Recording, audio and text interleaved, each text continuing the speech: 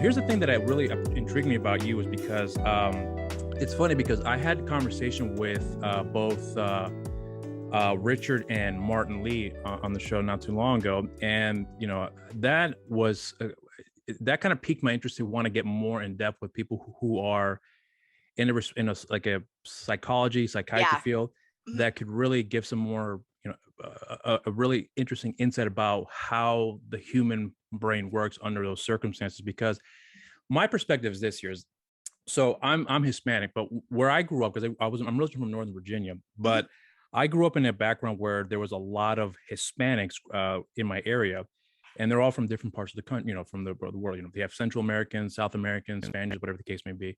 I'm actually married to a Spaniard, so there is a common thing that we all had with one another, where we all came back from a background. We were all born here in the country, at least most of us, where we spoke Spanish, and it was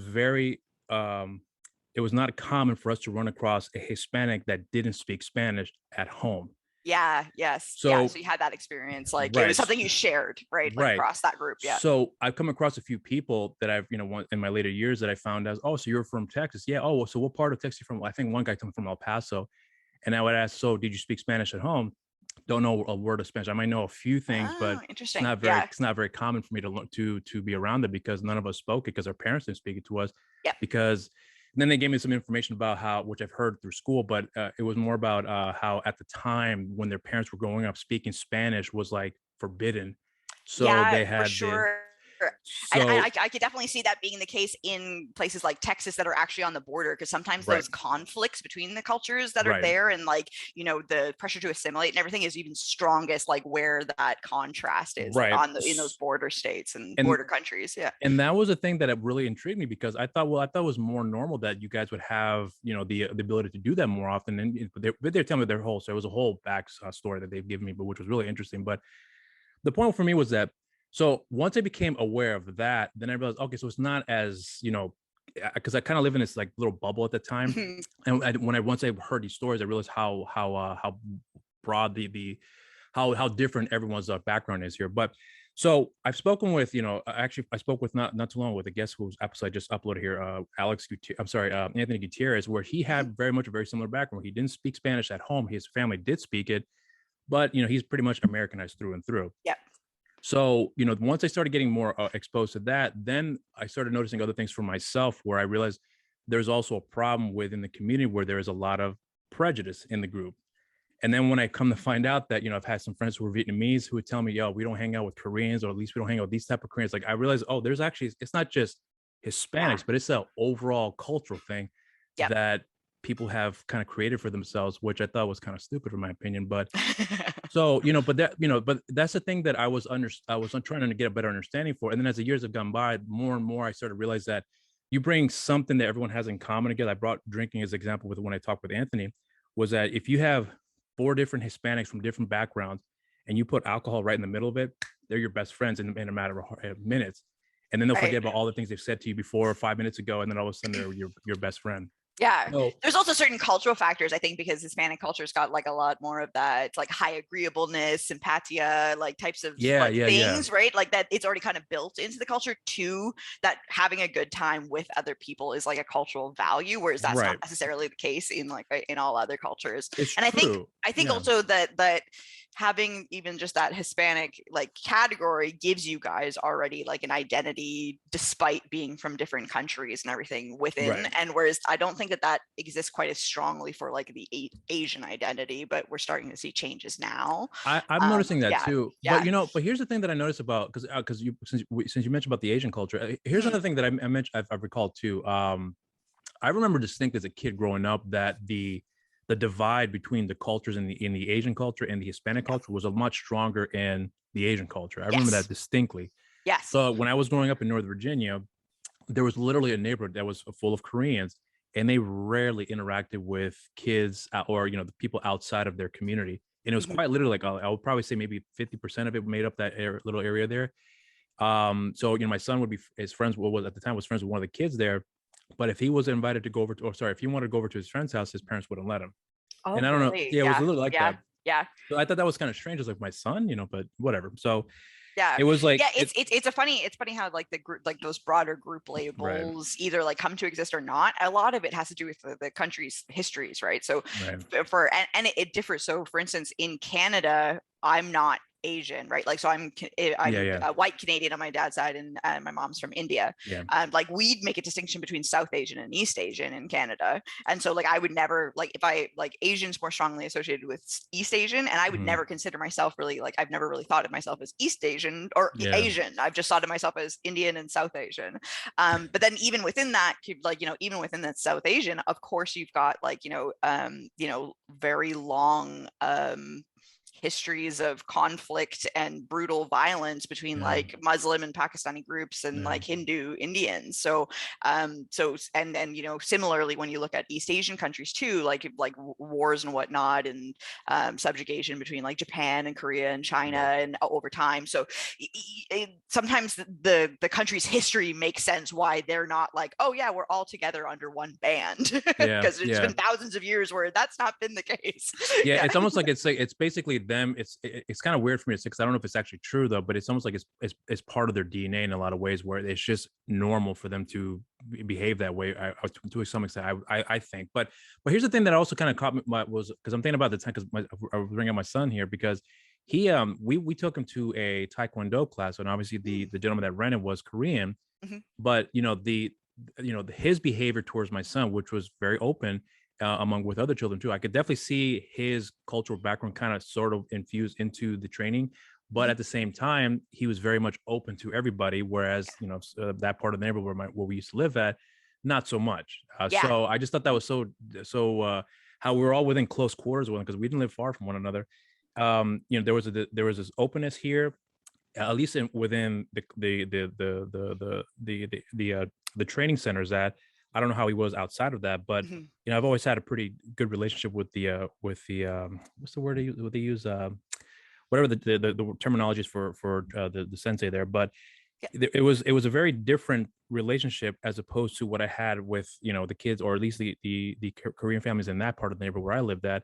So I remember, I had forgotten about how separate that culture was from us, because when I was growing up in school, I remember one thing that stuck out for me was that there was literally a table that was full of Koreans. And I remember one day I sat there because I had nowhere else to sit. And then I was eating. And then one guy came up and said, "Hey, sorry, man, but this is the Korean table." And I was like, okay. Wow. He's like, yeah, you can't sit here. And I was like, oh, okay, well, I'm not going to argue with like 50 of them coming at me. So I was like, yeah, sure, no problem. Got up and walked away. So I remember those instances there. But I'm kind of going off on a tangent here. But the point I'm trying to get at is that I, when from your, when you're looking, because obviously very much about the cultural background, how everything kind of got started and where we are with it now. But here's the thing that I've noticed as well too. I'm starting to believe that because there's a shift with having more cultural awareness, especially now in the entertainment, which is what I was trying to get with you before, that it seems like there happens to be a lot more opportunities to bring more awareness, but a lot of it has to come from the very same people who have that cultural background to be brought to the mass audience of yes, for it to be an authentic expression of that, an authentic exposure. Absolutely. Like we have lots of history of making films, for instance, about people in other cultures, but if they are not informed by actual people in those cultures, we just see stereotypes. We see like not accurate representations of what life is like. And for instance, like if you compare the movie Scarface to Encanto in terms of depicting Colombian culture, right? Like it's night and day difference, and you just see the same stereotypes over and over again if it's just this outsider perspective rather than from within, like giving that story. And that's the thing too, because especially at the time, because Al Pacino was actually a full-blooded Italian playing a Cuban in Scarface, but when you watch him, what's odd is that at least from my perspective, it seems like a lot of people accept his portrayal. It almost become like an iconic performance where and I have ran into a few, very, very few though, that say, I don't like his portrayal of Cubans that way, because we're not necessarily like that. But I understand it's just his portrayal of the character, but I just don't like it because now everyone assumes that that's the broad stroke of how Cubans are, especially at that time. But it's very rare to come into run into someone that has that thought process there. And they were, to me, like the anomaly. They that stuck out above the rest, but no one really cared to pay attention to them because they weren't praising the film, and they weren't praising the performance. Whereas, you know, it was, I'm not sure if it's one of those things where maybe there are some closeted critics out there who do feel that way, but they probably don't speak out because they don't want to be ostracized to some degree. Yeah, I think so, like some people will probably feel that way. You know, like have that kind of emotional response to the depiction and have it not, especially if it's personally meaningful for them. And there's like, you know, there's that kind of feeling, but a lot of people just don't even know to ask. I mean, that's just kind of the world we live in. Is like we have, you know, obviously it's getting better, but for a lot of Americans and North Americans, they don't have a lot of exposure to other cultures, and so when, especially through film and TV, where that might be their only exposure to the group, and they've literally only seen the one show with like those three characters, and that's their entire exposure to that cultural group, like at all, that's really difficult, right? They don't really, people don't necessarily know to question the generalizability of it, because those roles and those things become so iconic, like in the Scarface like situation. I'm sure you may have seen the movie Argo. Have you seen that film? Have you? Yes, I have. Yeah. So here's an interesting, this is one of those, this is like almost, I wouldn't say the exception to the rule, but one of those cases where it almost kind of applies but doesn't apply. So Ben Affleck, for anyone who doesn't know, plays Tony Mendez, a real life CIA agent. But you know, a lot of people at the time were complaining that why is a Caucasian man playing a Hispanic man? Because Tony Mendez is Hispanic, but he's, well, I mean, not that it matters, but he's half Hispanic, because his father's Mexican, I believe, and then his mother was Caucasian, if I'm not mistaken. But his story was that when I looked into it, because he made a comment where, you know, to me, I didn't grow up Hispanic, so it didn't make a difference to me who played me. So I was okay with it. And I thought that was very interesting. So when I looked into it, I found to find out that, you know, yes, his father is Hispanic, his mother was not, I believe. And then when his father had passed away, he said that growing up, the Hispanic community where he was at did not take him in. They kind of pretty much like pushed him out. Yeah. So because of the biracial aspect. Yeah, so for sure. He never had that direct connection with the culture because he was pushed out, and he's like, well, whatever. So he went off and did his thing, and obviously we all know how his story turned out. But that's something that I think I've come to realize, that because I have seen bits of that to a degree, but never really, you know, to that extent with his story. So, you know, it's interesting because when I'm seeing that story take place, it never once crossed my mind, at least for me personally, that why is a white guy playing a Hispanic man? It just, to me, it was just about the character. Because I guess because my wife looks Caucasian, my son looks Caucasian. It's not uncommon to see Hispanic people who look Caucasian, but are you completely be white Hispanic. So like, you know, you wouldn't. Yeah, it's not uncommon for me to see it. So it never registered like, why didn't you do it like that? You know, so I mean, there may be exceptions to the rule, of course, but that's one of those things where I took notice of that, and I brought it before too, where, you know, when I love action films, and one of the things I always gravitate to is the story, but they just happen to be mostly about white guys. But it never occurred to me that they were white. Yeah. Up until I saw most movies are about white guys, because historically white guys have been making the movie. So like, you know, it's who's kind of behind the camera. But I love one of the questions that you're getting at. Like, I think that's definitely a current cultural conversation within pop culture and like representation on film, is that there is this new push for, like, you know, if you're going to have a trans role, for instance, cast a trans person, right? And so like we want this alignment of who's been given the opportunities to portray, you know, people with like their like characters with their own experiences. So as you're talking about like that, the Argo character there. But for me as a scientist, like where I get really excited about this is that question of who counts, like who, right? Like that, like, okay, so if that person in real life was a biracial you know, Hispanic person, then do you need to find a biracial Hispanic person specifically to like actor to play that role? Is the Hispanic what we're waiting more? Like, you know, how close does the person's own background have to be before we think, okay, they're an authentic casting for that role, like for that character? It's a fascinating question. It's not something that we have a lot of research on, but it's something that I'm doing now. But you know, here's the interesting thing though. I remember I'm not sure if you're familiar with Selena, not Selena Gomez, but Selena, the Texas singer who passed. Okay, so when she had passed away, and there's a whole thing about that, so which I won't get into here, but when she had passed away, you know, it was literally within like I think a year and a half that there was a biopic film that came out, and it was in my community, it was a huge deal because, you know, my mom I listened to her growing up, so I was very familiar with who she was. But then when the movie had come out, they had announced we're going to cast someone to play Selena, and they had brought in Jennifer Lopez, who is not Mexican, she's Puerto Rican.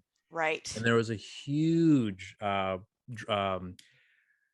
criticism about casting her for the part of Selena. I mean, did she look exactly like her? No, but she was very close to her look, and she could sing like her for the most part, I would think.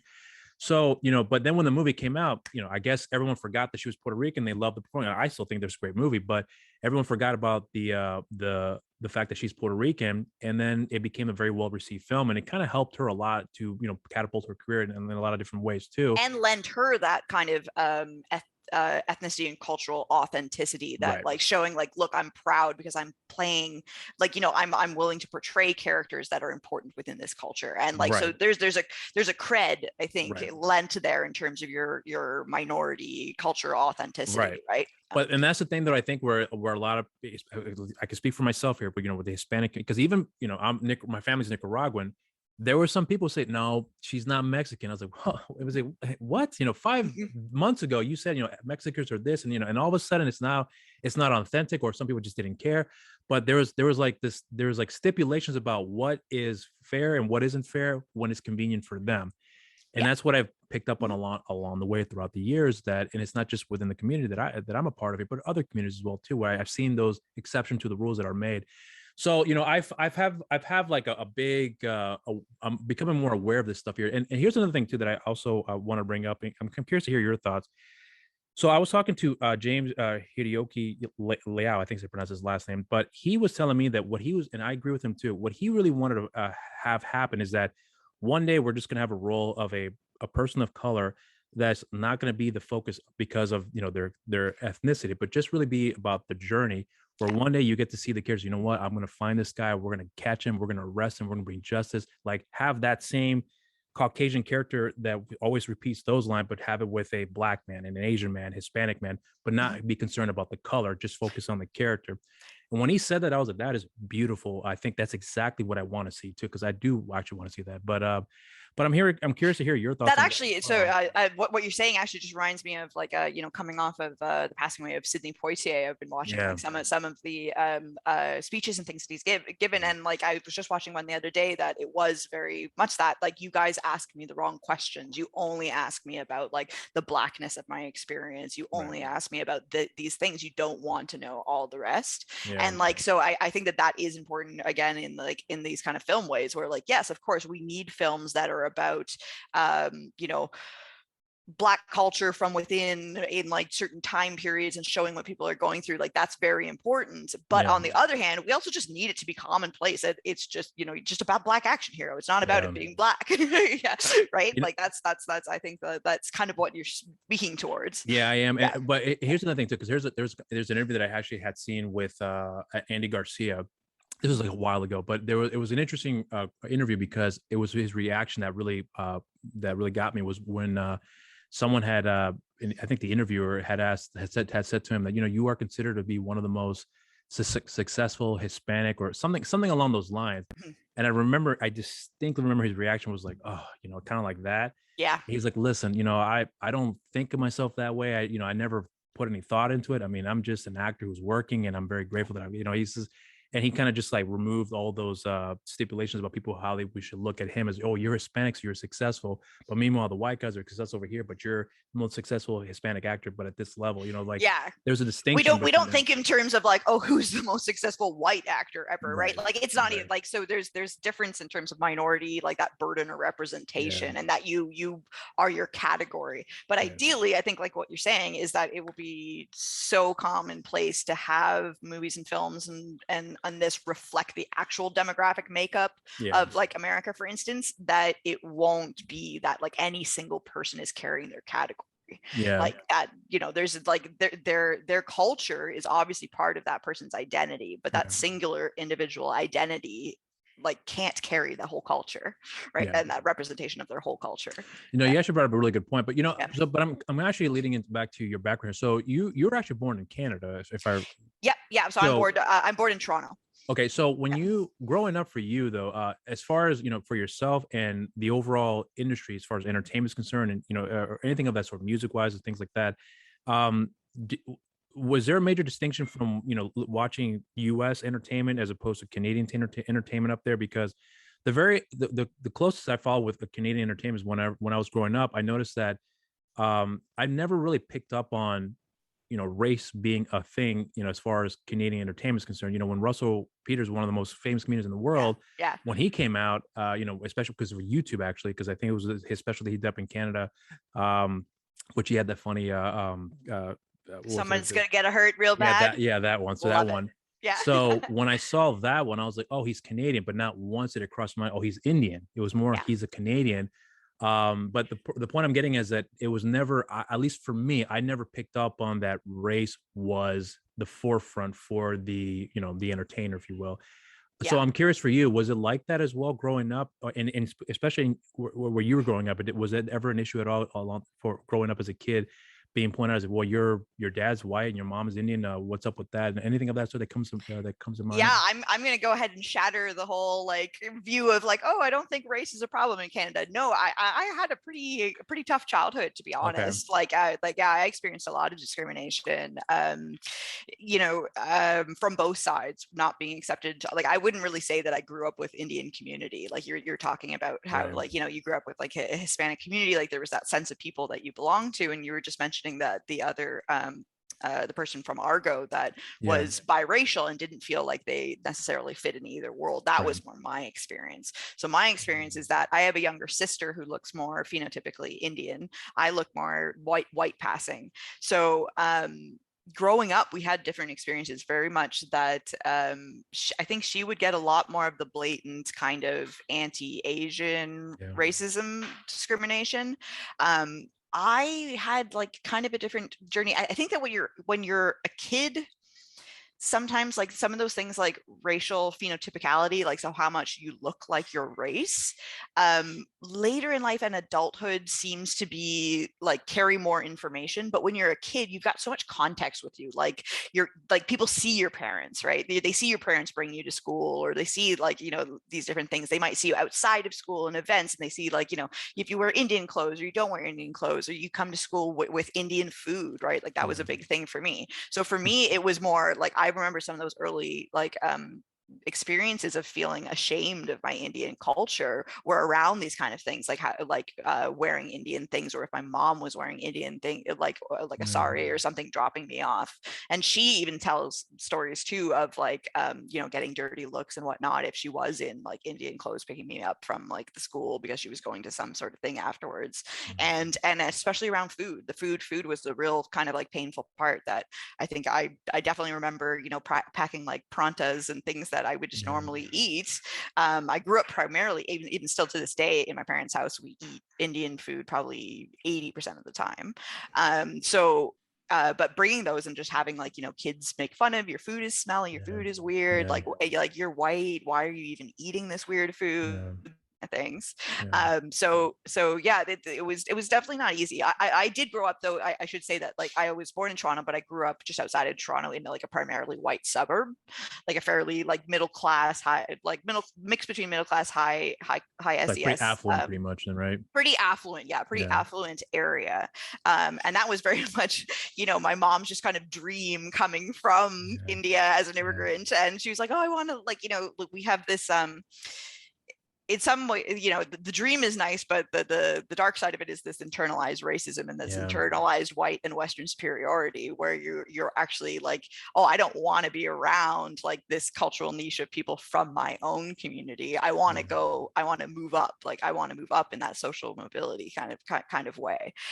So the downside obviously was that like there weren't any other Indian kids or anything that I knew. What's your perspective on that? Because your mother is Indian, and my parents are both Nicaraguans, but coming from families that are coming over from the respective country to come here in States, or in this case in Canada, because I've met actually quite a few friends that I've grown up with whose parents came to Canada at a whatever point of their lives, and then raised their kids there, and they come over here. But the point I'm getting is that they all have the same common goal, is to get away from the hardships of where they're coming from to get something better out of it. But it almost seems the most common thing that I've come across, at least within my community and the ones and friends that I've talked with in the past about this, is that the common goal is that we want the best for ourselves. We also want the best for our kids, but they have these. But we want you to get a degree. We want you to get this. We want you to get that. And then, but at least for me, as I got older, I'm starting to realize that although I do understand and respect their intentions, but it's always about, for me, how the how to execute, like, hey, this is what we want you to try to do, but find out what you love doing first, rather than, hey, because it's always the exact opposite. We want you to get your degree. What do you want to study? Oh, you want to be an artist? No, no, no, no. Go first, get a degree The in practical law. things, yeah. Right. The things, I think it's the things that are perceived as less risky, right? Like Right. less risky But very paths to expensive too. success. Yeah, exactly. Yeah, but you're absolutely right. Like, I mean, I think that even when I look at my Indian cousins and stuff, like we always, like, joked kind of growing up that it's like, oh, are you going to be a doctor, a lawyer, or like, a engineer or finances? Like, there's very few few jobs that, like, you're kind of encouraged to go into. I think that wanting the best, but that I think it's actually kind of what you're speaking to is that generational difference between the first generation and second generation immigration, specifically within the North American context. Because speaking to this as a scientist, I can actually tell you that within North America, so within our Western individualist culture that really puts, like, the person at the center, right? Like, you're an individual, you should determine your own life, you should follow your passions, follow your dreams, right? That's a very North American and Western kind of ideal. That's not necessarily how people choose their paths in Asian countries, like traditionally speaking. And even so much so that there's research to show that in American samples, passion is correlated with success. So, like, the more passionate you are, the more drive you feel towards, for instance, your job or a particular task, the more you'll put in and tend to succeed. There's no correlation actually in East Asia for East Asian people.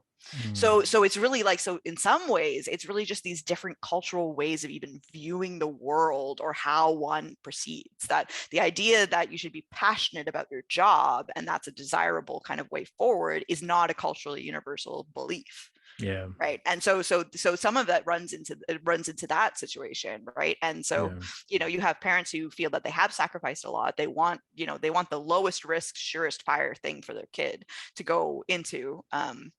And then it's tough for them because then their kids all of a sudden assimilate, they take on more of these, like, other cultures' ideas, and so their path forward doesn't look the same as what their parents envisioned for them. Right. Yeah. But that's I think it's true of any generation, like any intergenerational kind of like differences. And I think a really important point is that it's not just between cultures that there's contrast. Like, cultures themselves change so rapidly, right? And like, so we see so many changes just so intergenerational conflict and, like, different ideals, and younger generations believing they know kind of like the new way is frequently happening. But I think that when you get the immigration, you just add another layer. The other thing that I find fascinating on that is that the first generation immigrants who are coming from another country are usually carrying a frozen snapshot of that culture at that time.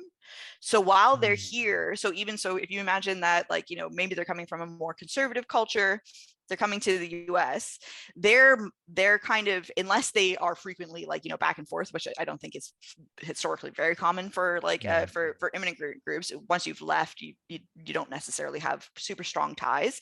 You don't see that culture keep changing. So you just have this frozen in time snapshot of what your heritage culture was.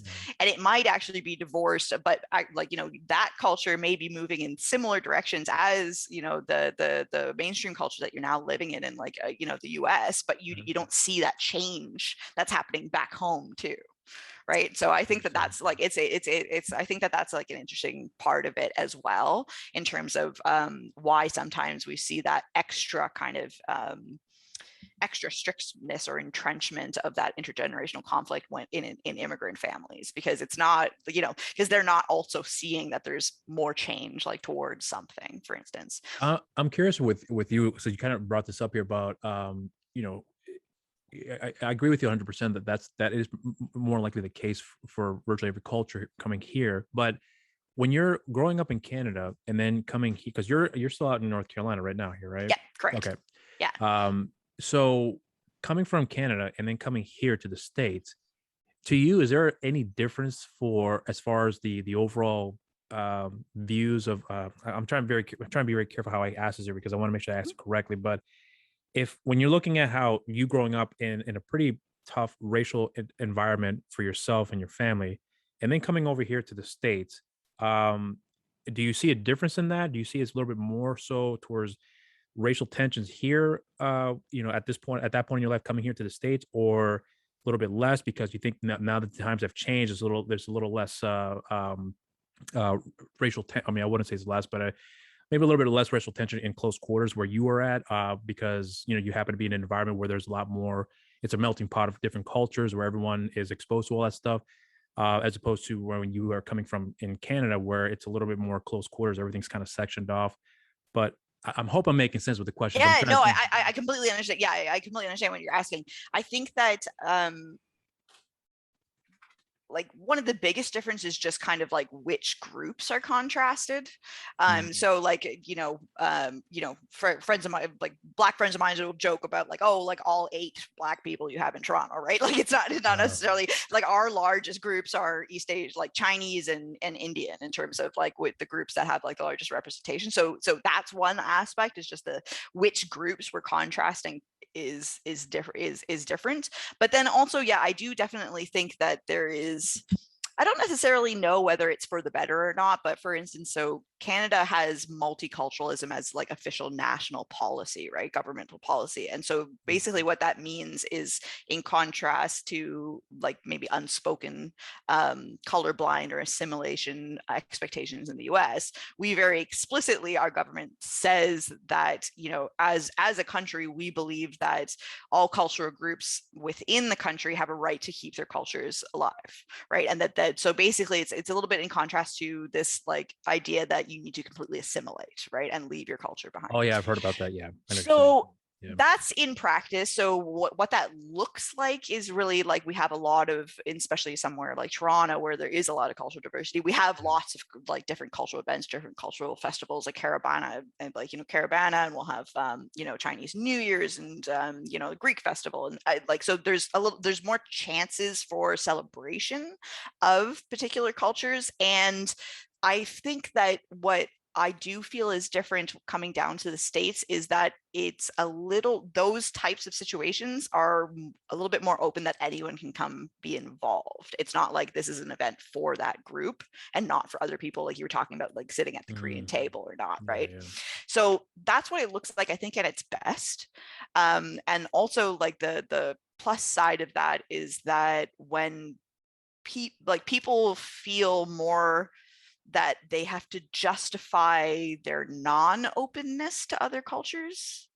If that kind of makes sense, like it's like the default is that you should be open to other cultures, right? So it's like, it's less acceptable to be not to be like, so in terms of just social norms, right? In terms of social norms, that's where it is. So you have to be like, so it does set like the context and like the norms that way, but that's all to me very, it's just at the ideal level. I don't think that behaviorally it looks very different in terms of a person who is, for instance, growing up in, like a rural area, who hasn't had exposure to people of like a different racial or different religious or ethnic group. Yeah. Like when they interact with somebody, it doesn't matter whether they're Canadian or American, like in those kind of moments, in those individual interactions, it's really more about this like broader context. And so I think that there's plus sides of these official, like, yeah, we're being multicultural, but the downsides of it is that we also just don't talk about race and ethnicity anywhere near as much in Canada. We're starting to a little bit, but mostly because, and it's a fantastic thing, but mostly because we're finally starting to have a reckoning with our own history, Canada's history with Indigenous people, and and like Métis and everything. So that's finally starting to happen in a way that mirrors or is similar to some of the movement that we see in like like Black Lives Matter movements and those types of things. So tackling the structural and actually kind of reckoning with our history, and not just believing that like, oh, everything has been great and oh, we've always been so nice to everybody. Like that's that's not the case. Even in Canada, we've got a lot of history of anti-Asian racism. For instance, like if you look at policies in the country, there are sometimes you see sneaky structural things, for instance. So there used to be like a law on immigrants coming into Canada. It's like, oh, we're like, a country that welcomes immigrants, but there was a law that was like an only like a no stop allow rule. So like if you can come over on a ship, but that ship can't have stopped at another country. What are you doing there, really? You're saying Europeans can come, but if you're on a ship all the way from like, like from China or India or something, you're stopping somewhere before you get to Canada. So there's these like subtle, not subtle, structural ways of like of keeping people out. And then like, and then on top of that, like, post World War II, we had Japanese internment camps. Like, like we've got our own shit too. I don't know if I can say shit, but yeah. Yeah. So yeah, I very much think that, but I think the contrast, for better or for worse, is that in the States it's much more a topic of conversation, whereas Canadians try to usually stay away from it. They get pretty uncomfortable when you start talking about race or anything. Yes, exactly. Yeah, exactly. I think that to me, like the people, the individuals who have really embraced the spirit of multiculturalism, in that the idea that having multiple cultures is like a positive thing, are the ones who, they're the people that you talk to that are actually curious, and they'll ask you, like, for instance, so for me as a biracial, I get a very polarized kind of experience. I meet some people who are very interested. They're like, oh, like, you seem like you might not be just white or something. Yeah. And like, they'll want to know like a little bit more, or, or someone, it'll come up in conversation that I'm Indian, I'm Indian on my mom's side. And then they'll want to know more and they'll ask me questions. But I also meet probably like a good 50-50 divide of, as soon as that comes up that I'm not just white, it's like, oh God, we don't want to talk about that. Like, don't ask any questions. There's no curiosity about that experience. It's just like, no. Like, you look white. That's okay. That's comfortable. Let's just ignore that piece of information and proceed as if you're the same. And like, like in this very colorblind way, in that, like, there's like the threat of the uncomfortableness of acknowledging and talking about different racial experiences and different cultural experiences is so great that it's almost like, nope, we're just going to sweep that one under the rug and just proceed as if I don't see race, I don't see color, I just see a person.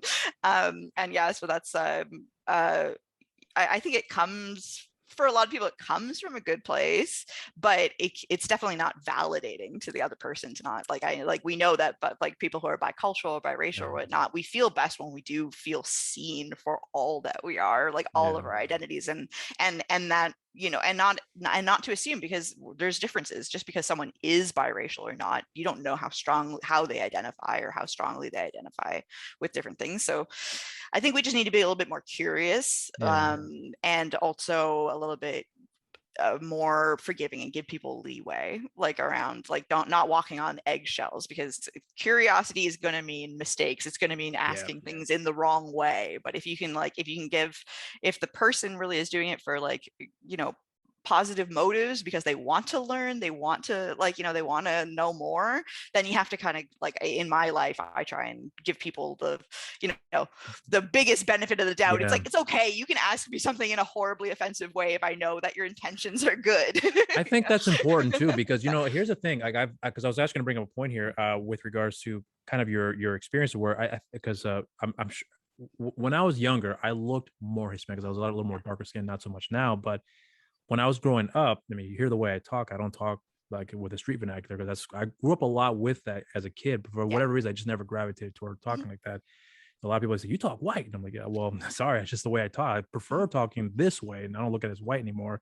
I used to as a kid." But one thing that I remember distinct as a kid growing up was that, I would talk, especially with a lot of older folks. That was really mostly my experience. But with the exception of a few, kids around my age, where I would start speaking, and then they would ask for my name. I give them my name. I was like, "Wow, you're Hispanic?" I'm like, "Yeah." "What's your background?" "Mexican." That's literally the first thing they would say. Most of them. I said, "No, I'm actually Nicaraguan," but I never took offense to it, because I've had Mexican friends and they've always been great with me. So I never had that preconceived notion. But the point I'm getting is that once I told them that I was Hispanic, but the way that I spoke, the way that I carried myself, they were like, "You're not like the other Hispanics I've spoken with before."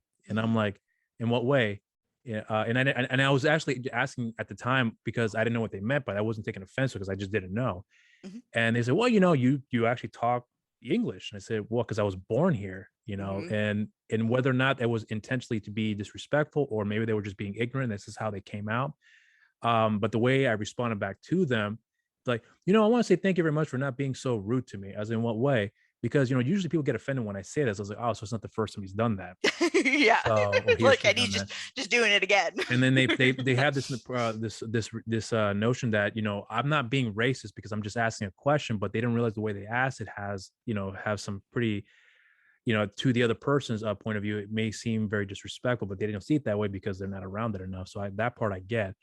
But because I responded them in a much more polite and very calming way, because I was really ignorant to all that, I didn't know any better. So obviously now I'm much more aware of it. But that has always been majority of the time my experience with people who have looked at me to be Hispanic, but they didn't perceive me as Hispanic because I didn't act like a Hispanic. I'm into movies. I'm into I love Billy Joel. Like, you like Billy Joel? Like, yeah. Oh my God, he's amazing. Yeah, he's a great singer. I've got this album. I think he's a great. Like, wow, I thought you'd be into rap. I was like, well, I like rap, but it's not my go-to music half the time. But I like this stuff more. So, but what they didn't realize that my mom grew up with that stuff too. So it wasn't just because I was growing up in a white neighborhood, or Yeah. mostly a pretty predominantly fairly white neighborhood. But the point I'm getting is it was just that was the background that I had. If my mom hadn't been listening to nothing but rap music, I probably would have been listening to rap music the entire Probably. time. Yeah, So who exactly. knows Yeah. what I would have turned out. But I think that kind of speaks to that kind of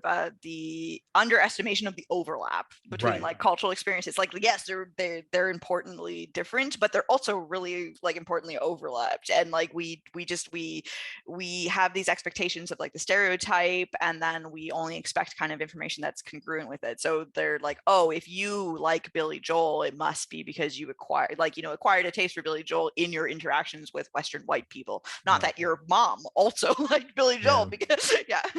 So and that's the thing too. Like I as I got older, I started becoming more aware of that. The more I started talking to people, but the biggest difference that I've noticed for myself personally is that don't react negative to them at that moment. Unless they're blatantly saying they're calling me like some derogatory name. Obviously, then that's a different story. But if usually you can tell that they just have no idea because they've just never been exposed to it, or someone's never been welcoming to try to educate them to some degree. Not that it's always been successful, I would think, but because clearly they're still talking to me this way. But I think that that's one of the biggest problems that I've had with I don't know if it's going to be the right way of saying it, but because I'm only speaking for myself here, but one of the biggest problems I've had with the way things have been handled lately when it comes to how someone says something, or the whole cancel culture is what I'm going to point out, but how certain people have said certain things in the past, and then they've said something that was rather offensive, and then because of what they've said has now halted their life. They can't work anymore, they can't do anything anymore because they said something that was so offensive X amount of years ago that all of a sudden their life stops and everyone is throwing all these projections at them. And I remember at the time I was thinking, like, I've got, everyone's got some dark secret out there where they may have done something that's really, really bad, or maybe not as bad, but it gets perceived this way now because certain jokes don't work as well as they used to now. And I understand, maybe for the better, for the worse, it depends on who you ask. Where I think that it's not, for me personally, I don't know how you perceive it. I really do believe it's a lack of education on how to communicate and how to process information better, because it's all, one of the biggest things I've noticed here, at least in America, is that it's all fast food information. Hey, boom, this person said this. Oh my God, that guy is terrible. Cut him out. Then all of a sudden you do the research. Like our attention is so short, right? And we're talking about inherently complex issues, and so I think that that's part of it. We're running up onto this mismatch because we can only process these simple ideas, like this statement, good, bad, right? Like everyone thinks it's just white and black, and it's not literally. I think there's way too many gray areas where I'll be honest, because I've talked to somebody in the past. I'm not going to say who they are, but they have said some pretty dumb things to me, and I'm still good friends with them to this day. But when they said these things about how they perceive things, and I've heard them say some pretty racial things around me, not to me directly, but I've heard them say it, and I just listened to them. And I think from my perspective, I think what they appreciate is that I didn't attack them, but I just listened to them. and that's the problem. I think a lot of some people, I'm not saying everybody, some people of color don't do that very well. Is, no, you can't talk like that, man. How dare you? Like, just let them vent out and then hear where they're coming from, because you may be surprised what you've learned about them, and you realize, wait a minute, you're not really racist. You're just taught this way, and that's how I've come across. Yeah. So, but people don't take the time to do that, which is, and not to not to point this out for myself here, but which I know I am, but that's one of the reasons why I like to do these interviews, because I like to take my time to talk with the guests on the show, because I want to, I know people have short attention spans, but I honestly don't really care, because I think what people don't fail to realize is that if you're really going to want to get to know a person, you have to take the time to listen to them, and you have to take the time to, right. Yeah, you absolutely do. And like I'd say again, here's where I can like, couch it in research and like, and the science of this. We know in terms of that one of the best ways to reduce bias towards out group is is contact, is exposure to that out group, whether it's media actually plays a really interesting and important gateway, because it's this low threat where you can just consume it, but like there's no person on the other side that you're worried about actually offending. You could just like kind of like consume it. But in those day-to-day interactions, so when exposure to like people who are different than you works in terms of making you more open-minded and reducing bias, that only happens when threat is low. So not when threat is really high. If you feel really threatened in that situation, then you're not going to get the benefits that it enhances conflict. So really the key kind of mechanisms, as we would say, is that like, so you need conditions of lowering threat, and then you also need the conditions that increase perspective taking. So like you're saying, so people have to have the cognitive resources to be able to sit there, understand that other person's experience, really be listening to them. And then that's where you get the empathy. And then, and they have to be in a situation where they don't feel it's threatening, right? Like you can imagine that these conversations are tough to have if you put two people on stage in front of thousands of other people having the conversation. It becomes, more scary. And I think certain things like the context of cancel culture are not great because they increase the threat. So it does make it riskier to have these conversations, which is not necessarily a good thing. Like I definitely, I think that we've ended up with cancel culture because we're trying to like, acknowledge what's right, what's wrong morally from where we want to go as a society, like where we want it. So like, so we're kind of looking at the past or, however recent or, and saying like, that was wrong, that was right. And I don't think there's anything necessarily wholly wrong about doing that. I think it's clarifying our values as a culture and where we're going. But definitely the downside is that it's increasing threat, it's increasing risk, which shuts down the dialogue, which doesn't facilitate the perspective taking, right? On both sides. I think that it's I'm in terms of what you're saying, in terms of like for people of color in their interactions, maybe with the majority or in somebody who's more ignorant of your own culture. There's a like, I'm kind of two minds. On the one hand, like, I'm highly interested in this, and obviously I study cultural psychology, and the other part is that I'm biracial and bicultural as well, so it's a little bit easier for me to get into both perspectives.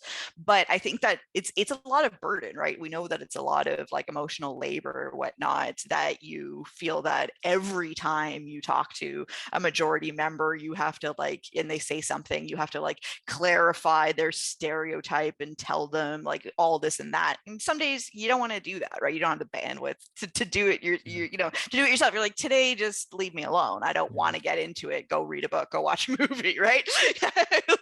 But I completely like agree with you. And in my own life, I really do try and focus on that intentionality. Like, what attribution am I making? Do I think that this person's saying these things to push me farther away or out of, or are they actually curious? Like, is it kind of like I want to like, are they saying things because they just want me to tell them that they already have a correct view of the world and all the groups in it? Like do they just want to hear that they're yes, or are they expressing in hopes of connecting, and there's an opportunity for like dialogue and change through like in that situation? So I think that's very important, because you really do have to it's not an easy balance at all. And it's something that I've been still working on, but definitely not something I would have done when I was younger. I wasn't confident enough in my own identities to draw the line of like I've been offended and how am I proceeding with that? I've been offended, but I want to make space for this person. I want to see, like, I haven't given up on this person. And so I want to keep talking to them. Or am I really offended and I don't have good vibes with this person, in which case I just need to stand up for myself, It's funny because believe it or not, at least for me, one of the most, I wouldn't say racial tensions, but the most tense I've gotten as far as like being offended was within my community. It's very rarely did I ever get somebody who was not Hispanic that would actually say something to me directly as, calling me a derogatory, like spick or whatever the case may be. It never, very rarely happened. If it did happen, if I recall correct, it might've been in the form of a joke, which I was like, that's kind of hard, don't you think? But I knew the person, right? Yeah. But the point I'm getting is that like, for me, like I've had a lot of tension from people that have these perception of like, Central American like this, or Mexicans are like that, South Americans, Peruvians, and then, as I'm growing up, my mom is, both my parents are divorced, but my mom is married to a Peruvian. And then my mom's sister is also married. Well, she passed away, but she was married to a Peruvian as well. And then I have relatives who are Puerto Rican. So I have like a bit of almost, my wife is Spaniard, and she's half Peruvian too, but she's Spaniard because she was born there. And then when you look at my family, my sister, most of her, actually her kids look Caucasian. My son looks Caucasian. My wife looks Caucasian. And then you get like my brother, who's a little more darker than myself, and my sister is more Caucasian than she is Hispanic. But then I have relatives who are dark skinned. So I have like an eclectic family that are of all different skin tones. But like I said, it never really occurred to me to look at them as, they're too dark, but it wasn't until relatives that would point out, oh no, see, they're just too dark. I don't like that. Shadeism. Like, are you serious, man? Yeah. You just had a drink with them yesterday, like that's what I'm saying. As soon as you bring something that can bring them all together, they forget. And then all of a sudden the next day, it was good, but I'm just not into this. I'm like, come on, man, just stop all that nonsense. Seriously. I think that's about like, like I always say basically that like human social motivation, like, as a psychologist, like my way of understanding it is that it comes down to two big factors. Like we are drawn towards other people because we want to connect with other people. There's so much like we feel belonging. We feel like the enjoyment of intimacy, of knowing, of like, of just being around other people. That's very human. We're social animals. So we do want to connect, but then we also want to protect and like, divide. Like we want a line where this is us, that's them, right? And so like I think that that what you're talking about is very like that. If you don't mind me interrupting, because I have a question here, because I'm actually, you brought something up that I think you said you're bringing this point up again here. I'm actually really curious about your perspective on that here, because this is how I look at it, and I hope you can shed some light on this here. And I think you're actually heading into this, but I perceive that as a lack of like like I said, lack of education, because when I've come across with family members, friends, people who I've happened to come across either one time, for a short period of time, but I can see the overall background that they've come from. The biggest thing that I've always noticed is that it's these traditional set of values that they've had instilled into them. You have to do it like this. And if you don't do like this, these are the consequences. Then I realized that, even sometimes some of the toughest people that you may perceive to be tough, there's something about how they handle things in other areas that they haven't really, rise above that, if you will, letting go of that, I'm not going to do that anymore, but I got to do it because she's my mom, I have to do this because, they're my family. I have to accept them. It's like they have these traditional set of values that are instilled into them, and they bury that deep, and they keep, I'm not physically, but they beat that into them. Entrenched. There's like it's roots. There's roots in there. Right. Yeah. So they put that into them. And then when they are away from that, that's when you mentioned before that, well, I want to hang out with them. I'm not gonna say who it is, but I literally had somebody who was pointed out as being Puerto Rican when they weren't. And they said, don't downgrade me. And I'm like, what? Aren't your baby mamas Puerto Ricans? That's what I heard. And I was like, and they were saying it to another person who was Black and Panamanian. And I thought, that's so crazy. Why would you say that? And I remember at that time I didn't speak up, but I was like, why would you say that? Because aren't your baby mamas Puerto Rican too? So what do you perceive that? So it's like, I don't know what their thought process at that time for them to say that, but Yet if Jennifer Lopez throws themselves at them, boom, I'll sleep with her in a heartbeat. So what's the exception to the rule? So those, that traditional mindset, I think is my biggest perception is that's beat it into the child's way of thinking, more so than, hey, listen, let's be more accepting of this. Let's listen to this. I want to hear your thoughts. Let me hear what you think today. I want to know what you're.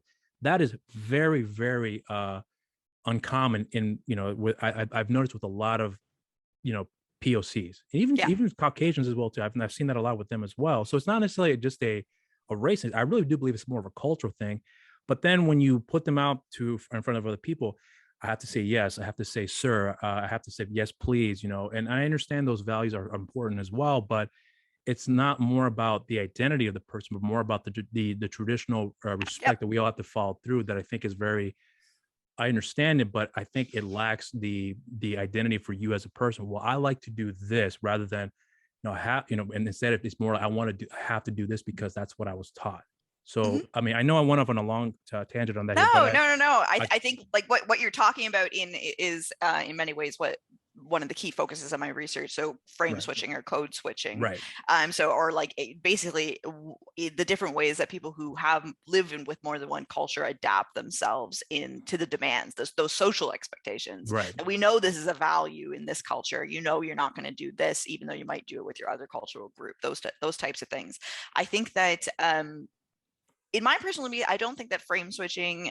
So that's I always usually explain frame switching is like, when I'm with my Indian family, you might be one way. You might even just in how you greet elders, like these types of like little practices that are different from one group to another. Or I don't think it's inherently a bad thing. I think that that's one of the ways that we are able to manage having these multiple cultural cultures, having these multiple like ways of being, so that there's not like one specific way that you eat your food with the knife and fork this way. You can also eat a pronto with your hands, and you can also use chopsticks when you're doing something else, and like you can get creative and use your chopsticks to eat Doritos, which my friend does, and it's brilliant.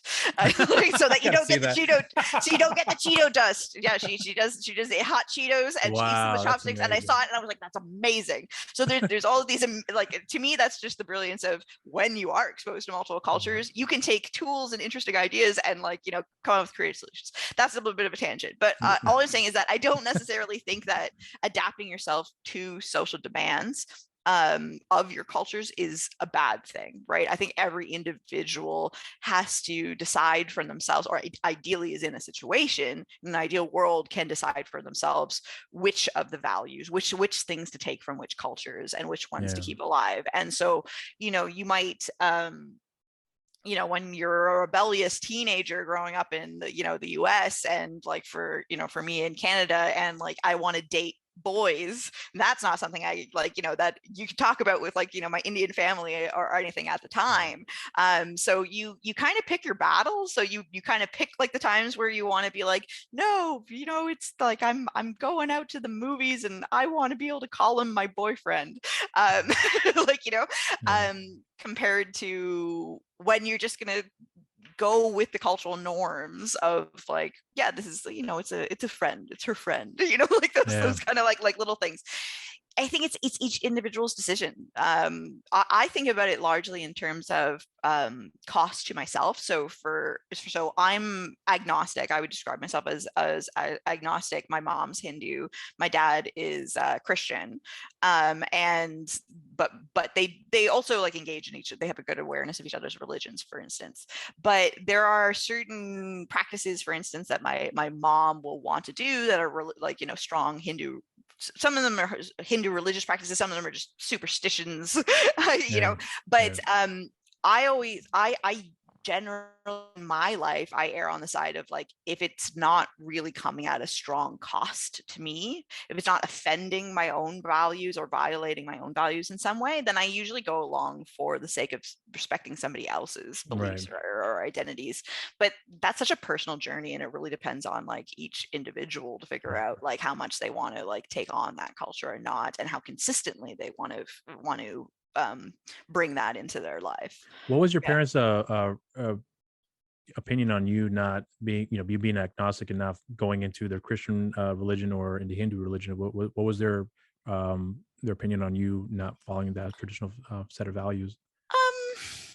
I think I still think that they probably like hold out that one day I'll like, be like, oh, definitely, like, yeah, like I know, yeah. Like, but the beautiful thing for them is that I think probably was always going to lead me to being more agnostic is like growing up with more than one religious exposure. Yeah.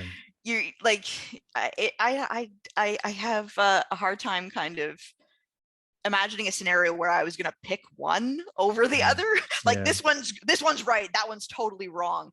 Yeah. If you grow up with more than one religion, you see the differences, but you see all the overlaps too. Yeah. And really, like, that's how my parents, as like an interfaith and intercultural couple, have managed. Like they bring their cultures together. They're, they find that, okay, Hinduism practices are totally different than Protestant practices, but they see themselves as like, it doesn't matter what it looks like. They both believe in a God, that God wants you to be good. And so like they're it's almost like they go to that superordinate kind of just faith in a God to unite them. And that like they kind of see that religions are humans trying to understand God. And so there's going to be different versions and different interpretations, but it's just us doing our best. What was the experience for your parents having two different religion backgrounds for two different ethnicities merging together and having to interact with one another in each other's family? Was there a bit of conflict as well to know if she's Hindu, why would you want to be with her? Or no, he's Christian, why would you want to be with him? And he's white, or maybe they accept that he's white, but he's not Hindu. Or like, what was there a little conflict that you were aware of that came along the way for them being together? Because that I think is interesting. Caucasian, Indian, two different religions married together, and then they're still together. Is that correct? Yes. Yep. Yeah. So how does that work out for them from your experience of seeing that growing up? I think like it's not, again, like within the Canadian context, it's not something that we would have talked about a lot, like when I was a kid. But I do know that there was like tension around that, absolutely, because I do definitely know that they kept their relationship under the radar for like quite a long time, and pretty much until they were engaged. My mom came over from India just visiting a cousin who was my dad's roommate and best friend, and so that's how they met.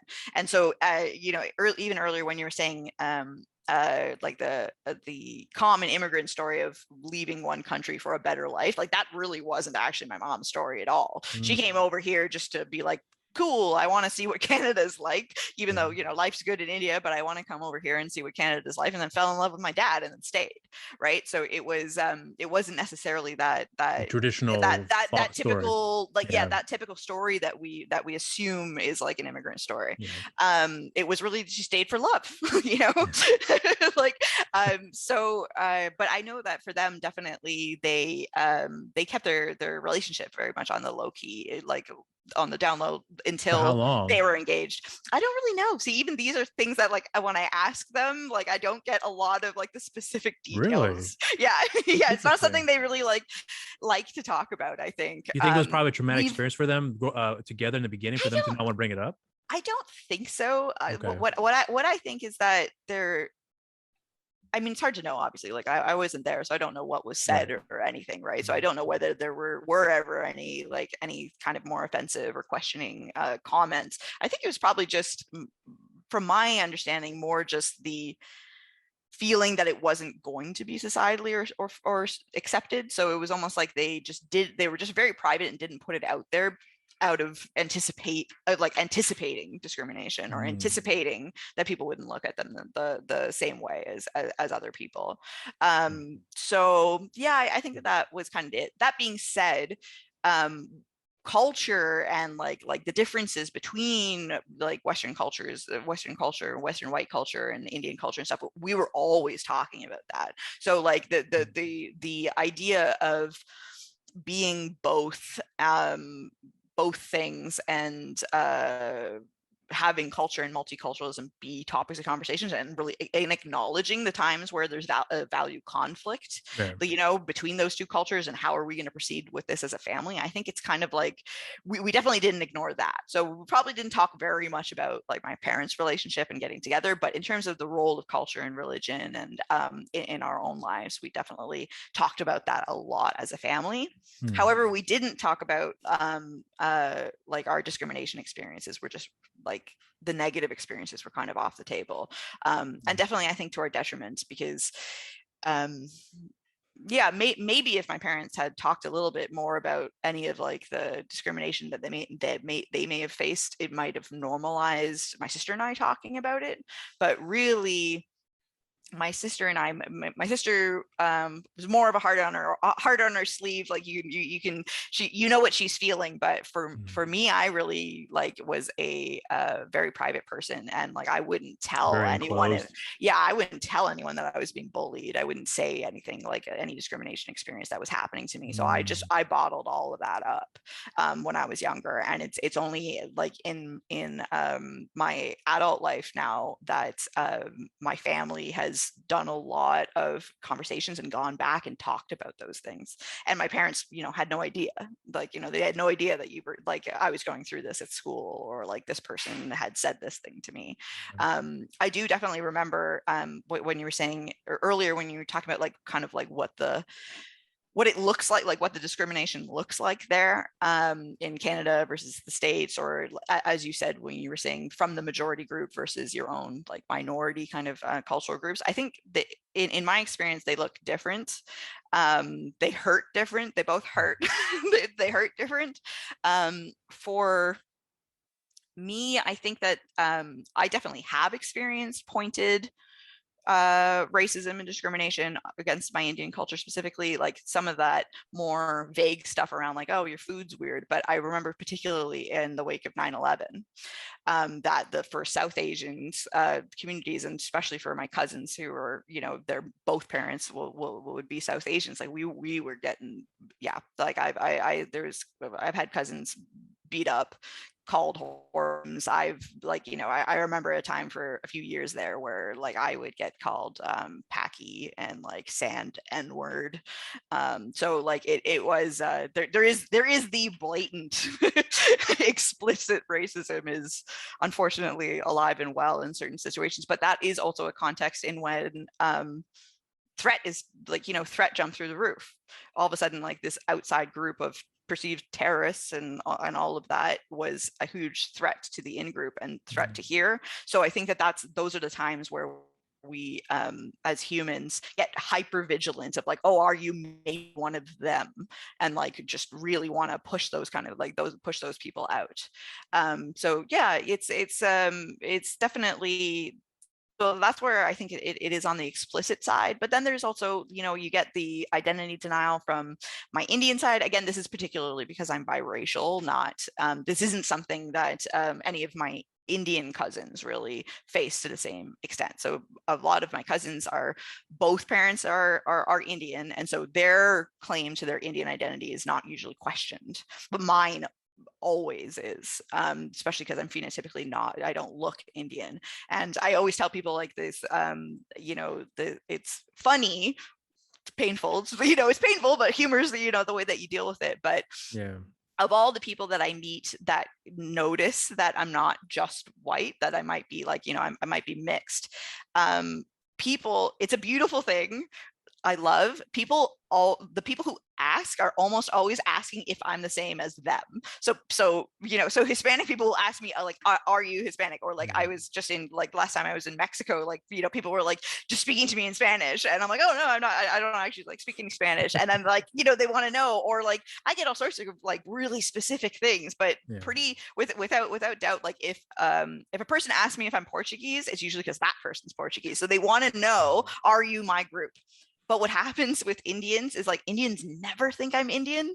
And whenever I tell like an Indian person that I'm Indian, the reaction is, you know, it's perfect in terms of its meaning, but they will literally just be like, no, like it's an actual literal no, like a denial that like, no, you're not, like no, that can't be true. And it's something that I laugh about now, but it also kind of sucks. Like it also sucks to not be seen for by your group for that identity. One thing I remember growing up, I mean, even with like Russell Peace, for example, like his I think people got like, I think there was one point he threw up in a joke in there. He was like, no, Russell Dominic Peters is my real name. I don't have an Indian name. And then I met a guy, this is before I even knew who Russell Peters were, where he had a pretty Anglicized name. And I was like, where did you get that name from? Were you adopted? Because he had a very strong Indian accent. He's like, no, I was born in a Christian family and we had this name, and I didn't know the whole history behind all of that too. And I was like, oh, because I have, so there again, if I wouldn't have known these things if I just didn't ask, and how come you have a name like Murray or Smith or whatever the case may be, which I didn't realize was somewhat common over in India, that you have some people that do have more Anglicized names, which I didn't know. There's lots of Christians in right. India. He said that too. I mean,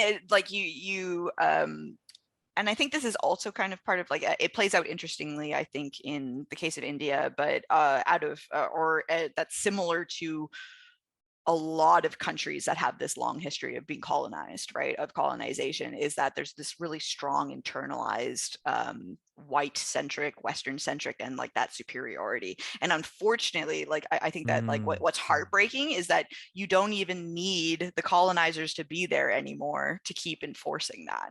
It's just something that has been like, that white is right and like the British way is like the best way. It's definitely what I grew up with in my Indian family, right? It was all about like, oh, one must know etiquette, one must play tennis and golf and ski, right? And then those were, those are cricket.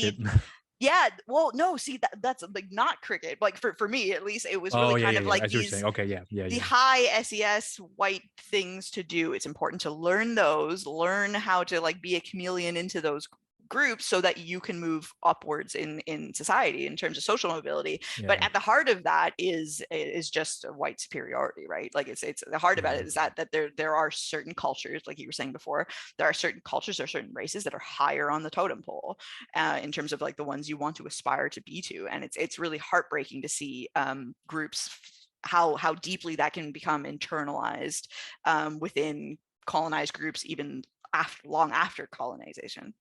Yeah. One thing I also picked up on too, because we're kind of going back to the entertainment industry, is that one of the most common stories that we tell when we're having people of that ethnic background or with that background that they're trying to convey here with the story that they want to tell, is that there's always like, I forgot the name of the movie with Camille Nanjiani. I think it was called The Big Love. I can't remember what it was called. Yeah, I know which one you're talking about. I haven't seen it, but I know which one you're talking about. So it's loosely based on a true story about him and his wives, how they first got together. And there was a part of the story which I thought was beautiful, which was where he didn't really tell his family about his private life. He was meeting his wife, and he didn't want to introduce her to his family because they were very traditional. Because I think he's from Nepal, if I'm not mistaken. Is that right? It sounds right. I'm sure. I haven't actually seen the movie, but people often bring it up to me because it aligns with my research. Right. Well, I should go watch it after. It's actually a really good film. I was actually very surprised how good it was, and it was actually a lot more, much more dramatic than I anticipated it to be. But it still had funny moments. But the point I'm getting is that he, when he decided to just tell his family, I'm dating this woman and I'm in love with her, and I'm not going to be doing this, because they had all these expectations of you should be going to school to be doing this, and he was not doing it. He wanted to go follow comedy and so on, which was opposite of the expectations they had of him, in the culture. But again, he was doing something that was educational for someone like myself, who's not really invested and not really aware of the culture. For someone who who's of Nepal Nepal, I think he's Nepalese. Nepalese. Thank you. I think he's from Nepal. I keep thinking he's from somewhere else for some reason. But the point again is that you get to see his perspective, and he's sharing that story. Whether how accurate it was to his real life, I don't really know, but it's a very integral part of the story for someone like myself who's not aware of that. Watches it like, oh, so they're just like me too, because I didn't want to do these things. I mean, I'm kind of generalizing, but the point is that seeing those stories and having more exposure to that, I think media, entertainment, and films and television shows do a really good job in exposing that and educating people for those little details right there. But then my only concern that I've had after watching that movie, many films like of that sort, is that then people will forget that because they're looking over the overall, like that was a fun movie, but what about Yeah. that one little moment right there that was really integral that you should be paying attention to? Yeah. Oh yeah, I forgot about that. Like Yeah, because that needs it's to not change. it doesn't sink in. It's bound to the context of that movie, and once Right. the movie's done, it's not necessarily something that you keep reflecting on. I think like yeah, it's that kind of speaks to what we were saying earlier in terms of people's just attention and bandwidth and like where they're willing to put their attention. I think that you know, if you go out, we've seen some amazing things, you know, in the last few years of people very purposefully consuming, you know, wanting to learn about anti-racism and wanting to like purposefully consume these stories from other people's perspectives. You would hope that in those situations they're thinking, they're elaborating more when they're hearing those, like, you know, watching those movies and trying to take it in, than if it's just somebody watching a movie and then it's like, oh, that was interesting and I felt something in that moment, but I never thought about it again once the movie was done. I think that the media depiction is just so important, though, and I think that you know, there's a lot of pressure because like no one TV show, no one movie is ever going to be able to represent everything, right? So you see even very, you know, like you were saying about Selena, like there's always going to be problems. Like In the Heights had like, oh, there wasn't enough of this representation for this culture, but even though the movie itself is a triumph and the interest, like people being interested in it, is a huge and it was directed by an Asian man too. Yeah, exactly. So, yeah, so like there's all sorts of progress is always going to be messy and it's never going to be perfect, and no one thing is going to be able to capture, you know, any sort of culture in its fullest. But I think that it's so important in terms of the movies, books, anything like that is a chance to have that perspective take, which is amazing. Yeah, I agree. Yeah. I think the next step though is that, like, I mean, there's perspective taking that is only done in contrast, if that makes sense. So there's it's one thing for me to be curious about other cultural groups because I'm just interested in how they're different from me, versus like an interest in them from within, right? Just knowing more about them, all like in all ways, not just always from like in contrast to this, like I'm like this and they're like this. It's just like leave the I behind, leave that behind, and try and just really get into their world. So I'm actually curious about your thoughts on how you view how certain entertainment fields have done better when it comes to, I guess, not focusing on the race, rather, you know, and instead of focusing on the craft and the actual product in itself. Like for me, I brought up before that I think for me the biggest the one part of the industry that I think was ahead of the curve was music, because you have artists like, you know, I mentioned before about Queen, who I think Freddie Mercury is the greatest frontman of all time, but it didn't matter to me that he was a gay. I think I know what part of, I know he's Asian, but I forget what part of what background his family's from. But you know, he's a gay Asian man, but it didn't matter. That I never recalled anyone bringing that up. That hey, Freddie Mercury is of this race, and he's in the part of instead he was Freddie Mercury. That was the person, and you know, and he's like the sole person of color in a band that's full of white guys, but everyone focused on him. So I thought that was interesting. I didn't think about it as a kid, but as I got older, I did. But I always felt like music in a lot of ways was kind of ahead of the curve when it comes to, you know, artists who were of color, but that was never the focus. You know, I would say majority of the time. But I mean, for you, did you kind of feel that way? Well, I was going to say like there's kind of a boring reason for that is that, you know, we historically speaking, until like MTV, you didn't see the artist, so you don't know, you know, you're not receiving that information necessarily. Of course there's like, you know, vernacular or like different styles that one would like, you know, associate with different races more specifically, but I think that's it's a complicated thing. I think it just goes back to what I was saying before when it comes to media. I don't think that some things are about race and some things are not, right? And so and there has to be both, right? There has to be both, and also each individual needs to be given a little bit more autonomy over how much that is in it for them. So if somebody's music is about like their cultural identity or their racial identity is infused into their identity as the musician and what they do in their craft and what they produce, that's perfectly okay. If for someone else, if that's not, if there's something else, artistically that's their inspiration, or that they believe in, that is where they draw the inspiration from their music, and it's for them it's not about race and culture, then for us as outsiders it's not really appropriate for us to assume either way, right? I think that's really where we are, is just like the assumptions are what gets us into trouble. We're living in a world where more and more people are multiracial, multicultural, and so you can't judge a book by its cover, basically, I think is like kind of where we're heading, is that, and then even when somebody, regardless of how someone looks, you might not know the specific cultures or the specific religion or the specific race. You can't necessarily assume those. And then you also don't know how central those things are for that person. The only way to know is to talk.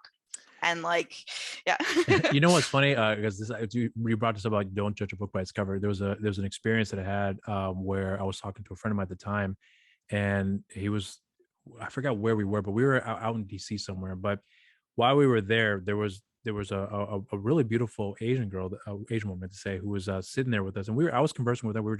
It was a really nice, cordial conversation. But then he came up, and he was Hispanic too. Came up to me and he said in Spanish to the effect of, "Wow, she is really hot. I want to take her out," and among other things too. Yeah. So, and I was like, and I just nodded, and then the girl, the lady I meant to say, was like, "Hey, I know exactly what you Spanish. said. Yeah. I know Spanish well enough to understand what you just said. I heard every single word." And I remember looking at it, and I was like, holy fuck, that was a huge wake up call. Yeah. So from that point on, I was like, I'm never doing that. Even to the point where I talked to my wife, because, not that my wife would say anything bad about people like that, but, she'll say something, hey, in Spanish to the effect of like, "What's going on with this guy?" Like, just keep your voice down, or just wait till we're done or leaving this area, because you just never know who is going to be able to speak Spanish. Because you just genuinely, and I've heard plenty of stories of like that, where people have spoken their respective languages, and someone in the room knows exactly what they're saying. They'll confront them, or they'll say, "Hey, listen, I heard what you said. You could have just asked me," or something to that effect. And that's the thing about today that I've realized that I wouldn't say happens more often, but it's I think it's a fair thing you said, that you shouldn't be judging a book by its cover, because you just never know what they may know, and then what they may know may be of a great service to you, or it can probably screw you over. So I think in like any given person, it doesn't matter, race, religion, but it doesn't matter what they are. Like any given person, we only ever see, like you can only know so much about a person through these kind of like first impressions. And we know that from social psychology too, right? Like we process a person's age, gender, and race within just like milliseconds of seeing people. And so that is difficult as we move into this more complex world where we're acknowledging these multiple identities, we're acknowledging multiple mixes, because we are so programmed to just want to know those categories very, very fast. Those categories are it's evolutionarily adaptive, basically, that we use the term cognitive misers. Like we humans don't want to spend a lot of cognitive energy on every single instance of life, because it would just take up too much time. That's why we like categories. That's why we like these kind of things, that we can know that, oh, if I just know this bit of information, then I could fairly reliably predict this other information that would take me a very long time to actually know about this person. So it is natural for us to do that in that sense, or I wouldn't say natural, but there's a reason that we are that way, why we have social categories, and all cultures have categories, but we lose a lot, obviously, in using those. Yeah, I think one of the biggest problems that people in general have a hard time saying is simply just saying, "I don't know," instead of trying to come up with an answer and finding it, because especially if you're in a position of power, you must have the answers for everything. And then when you get asked a question which you don't know the answer to, then you give some bullshit response that kind of just swerves off from the topic, and then you bring up something like, So, that I think that's not just that I don't know is so important, actually. right. Like, I'm like, again, like, in psychology, in research worlds, we're always like giving things terms, because you can always like publish a new paper if you call this thing a new thing that no one else has called it before. But like, one term that we would have for this is called intellectual humility. So, Right. and that's basically acknowledging the shortcomings of what you know, right? That there's many things you don't know and so you can do that. Applying that culturally in things is probably something that would be beneficial. Like, if your only interaction with Hispanic culture is like your one neighbor and like one time you watch this sitcom, like, you need to have some awareness that you don't have a lot of awareness, and like, and approach those situations like with that humility. But you're absolutely right that we do not like to acknowledge that we don't know. We also really don't like ambivalence, particularly in Western cultures, that we don't like to feel a mix of bad and good, or have mixed thoughts. We just want to put them in one category. But I think a lot of it does have to do with the fact that because you stand on your opinion on whatever subject matter that is you're talking about, you have to. I think some people might feel compelled to have to provide an answer, even if they don't know, and then they might just start pulling, for lack of a better term, pull things out of their ass to just kind of formulate an answer that makes sense for in hopes that the other person will get it, or to shut them up, or whatever the case may be. I had an experience with a relative of mine not too long ago, where I forgot what we were talking about. We had a long conversation about something, and they were telling me that they were religious and they believed in all this stuff, and I just kind of rolled my eyes, and I did it in a way because I was like, because I'm an atheist and I don't believe in that stuff, and I told them that. And then I don't know what it was, because it's been a while, but what it was that triggered this for them. But they had said, "What, you believe science has all the answers?" I said, "I believe science is a way to get the answers, not the way to find all the answers." Yeah. So I don't have, and plus I'm not a scientist, so I wouldn't know half the stuff to the answers the question you're going to be asking you. So it's like, so then you don't know everything. I was like, yeah, I never said I did, but it was one of those situations where, but again, the conversation definitely rose up to that escalation there. But if it wasn't for us, I'm not going to pull myself up like, because I did this right. No, but if I wasn't patient in that conversation would have gone elsewhere. So completely. thankfully I was patient, and we just kept talking and talking and talking to the point where we just sifted through all the nonsense. And I was like, I wasn't judging you for saying that. I mean, yeah, I rolled my eyes. Maybe I shouldn't have done that, but I don't think you're wrong, because honestly, I don't know the answer. I don't believe it's true, because there's no, and this is my perspective, there's really nothing there that I can look at as proper evidence for you to say, this is true. Okay, great. Show me why it's true, so I can have something to work with here to figure out what's going on. But it's all, it's about faith and all this. Like, so that doesn't work for me. So that's kind of where it ended up at. But the point I'm getting is that, these conversations we don't hear a lot about, because, you don't have the time to get to that point. No. When you do, I've learned a lot about, my relative, that I realize, what I agree with them and what I don't agree with, where we can talk, where we can kind of push the conversation moving forward, and then, where to step back and then kind of just swerve to the right, to the left, whatever the case may be. But I wouldn't have known that if we hadn't had the time to do that, and if they weren't as patient with me too, for us to converse with that. That's extremely important for me. But people just look at headlines and then want this and that, and that's it. And I'm like, it's not that simple. So I mean, we see that so extreme right now in the US, whether political divides like have just never been greater, and there's not a lot of reaching across the aisle to like want to know the other person's perspective. It's just that this group's wholeheartedly crazy and wrong. But I mean, to me, I think that this is one of the things that I see as a advantage for everyone in terms of multicultural exposure, is because I think that it's very difficult to grow up in a very multicultural world, or with multiple ways, and to then believe that there really is like an objective right for everything. Right. Because you just have, like, we call it dialecticism, is like being able to see things in more than one way, like knowing that two truths can both exist even if they contradict each other, which is not a Western idea at all. but I think for people who grow up with multiple cultures, who at least come to like have the identity journey that I do, in that I'm in a place where I feel that I am 100%, Indian and 100% white Canadian, and these things are integrated, and I can be both. They're not at odds. They don't fight each other. That I've never picked, right? Different parts, even in my identity journey, that's not necessarily been the case. But at this point in my life, I don't feel that I have to choose in between those two. Yeah. And so that means that in almost any given important situation, I can see it through one cultural lens. I can see it through the other cultural lens. And that gives me the flexibility to be able to weigh out, what do I think? But there's also like that humility in that, is that like there's so much in life that is really subjective, and that that person who you completely disagree with, like politically or whatnot, is really just coming from a completely different life experience, from a completely different context.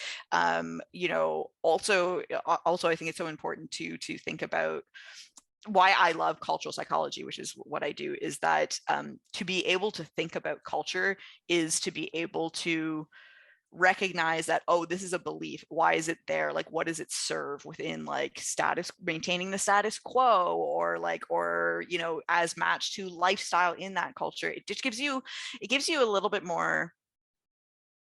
It de-essentializes is what I would say, is that people don't have cultures because they're a specific race and that's in their genes and whatnot, and it's dispersed at random like other genes like within the world. It's that their cultures are always evolved within social groups and those facets are all there for a reason, for better or for worse, but they're all kind of there for a reason. And so like when you can kind of see that, then you can in judging other people, you don't necessarily think, you do a little bit less of like, oh well, they're a Democrat or they're a Republican, and so they're this, right, and for this specific reason, and they're done for me.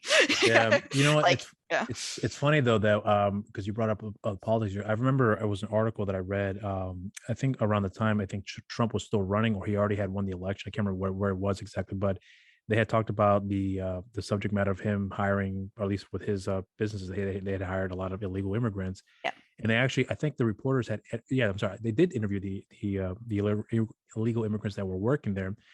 For the most part, from what I remember, and this is the part that really shocked me, was that their experience working at those Trump compounds were actually quite positive. In fact, a few of them were saying that, Eric Trump knew me by my first name. He came up to me and said, "Hey, how are you doing?" on more than one occasion. And Eric Trump is kind of looked at, in a negative light with a lot of people. And one guy had pointed out that one day Trump had come up to me, looked at me, and saw that I had a ring on, and then came up and he says, "Hey, you married?" He's like, "Yeah." I said, "Yes." He's like, he gave me $200 and said, "Take your wife out for a good night tonight. Just go home." Yeah. And I'm like, why don't we hear more of these? I mean, now I have my opinions on Trump for a number of different reasons, but the thing is that the portrayal that a lot of people have of him is that he is racist. He says a lot of dumb things, but I don't agree with, especially that Charlottesville incident, which I thought was really stupid about how you handled that. But my opinion is that the point of the matter I'm pointing out that I'm getting here is that there seems to be coming from a lot of people who are not white, that are Hispanic, people of color. They're saying he wasn't really that bad. He was actually a really nice guy with me. He's always been very good with me. He paid me very well. And in fact, he gave me more money than I actually anticipated for me to go out with my wife. And I did. Yeah. And I think that's a case of where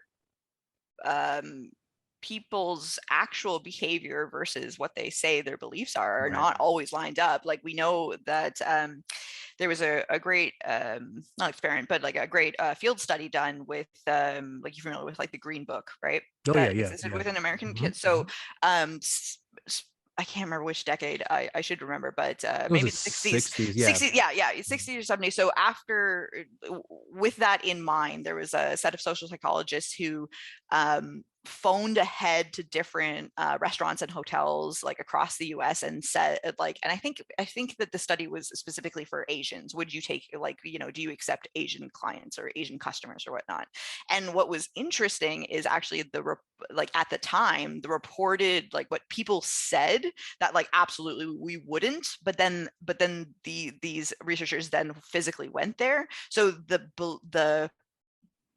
the kind of hate or the discrimination that they said that they would display was actually higher than what they actually behaved like in that like moment. So like, so there were fewer places that actually rejected these people like, you know, Asian researchers walking in than said that they would.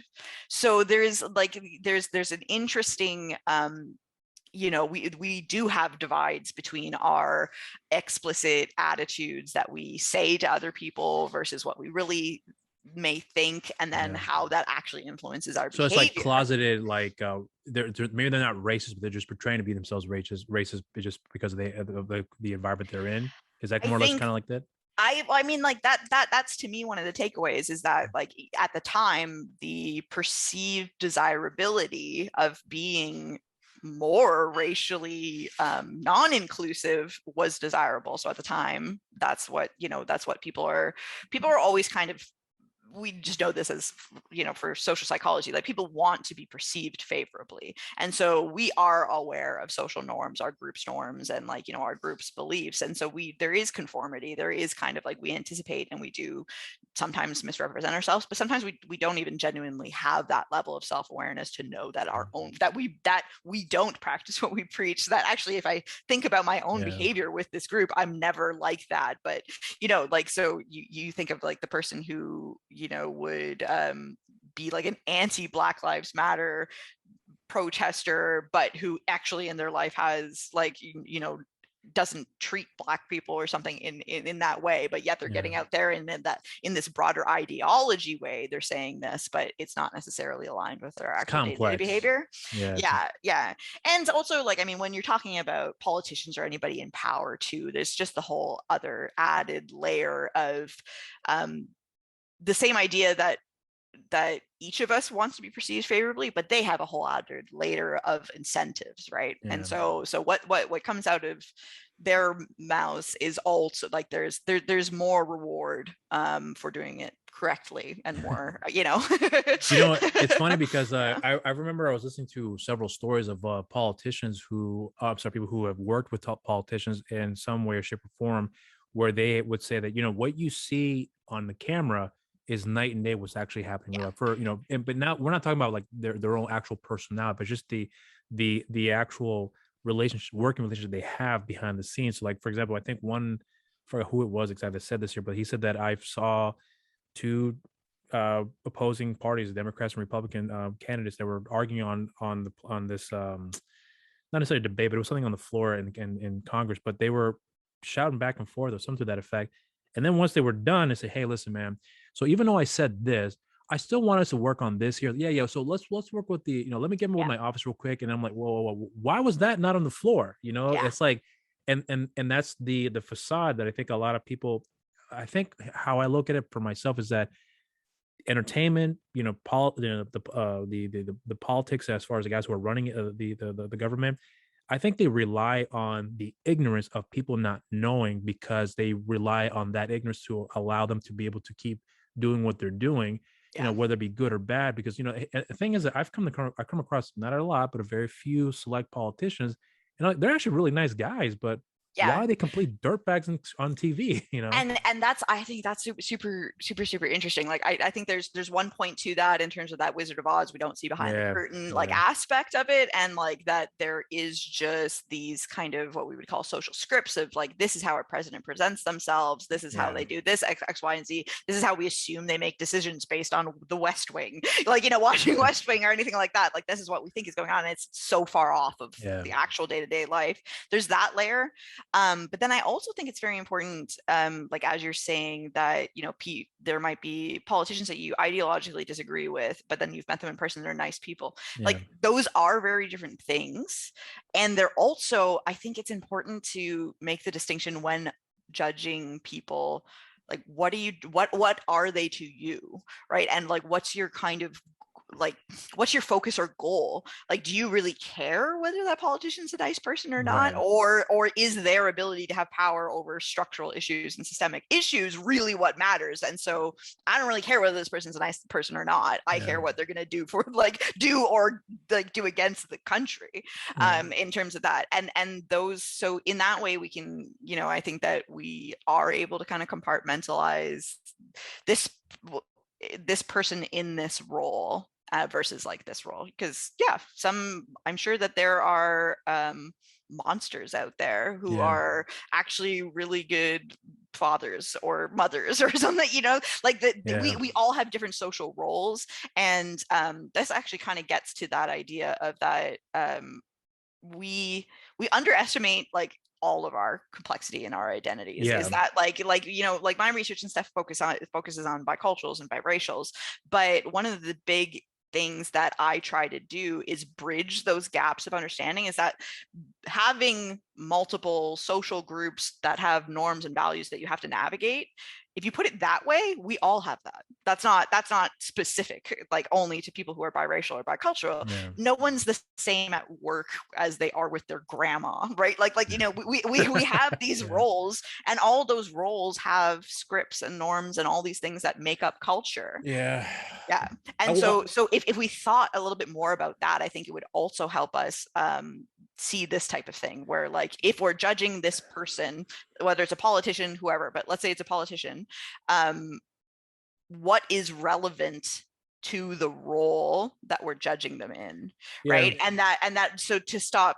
necessarily having these types of bleed over halo effects, like whether it's positive or negative. Like if this is the guy that you want to grab a beer with, that doesn't mean he's necessarily like fit to handle international policy.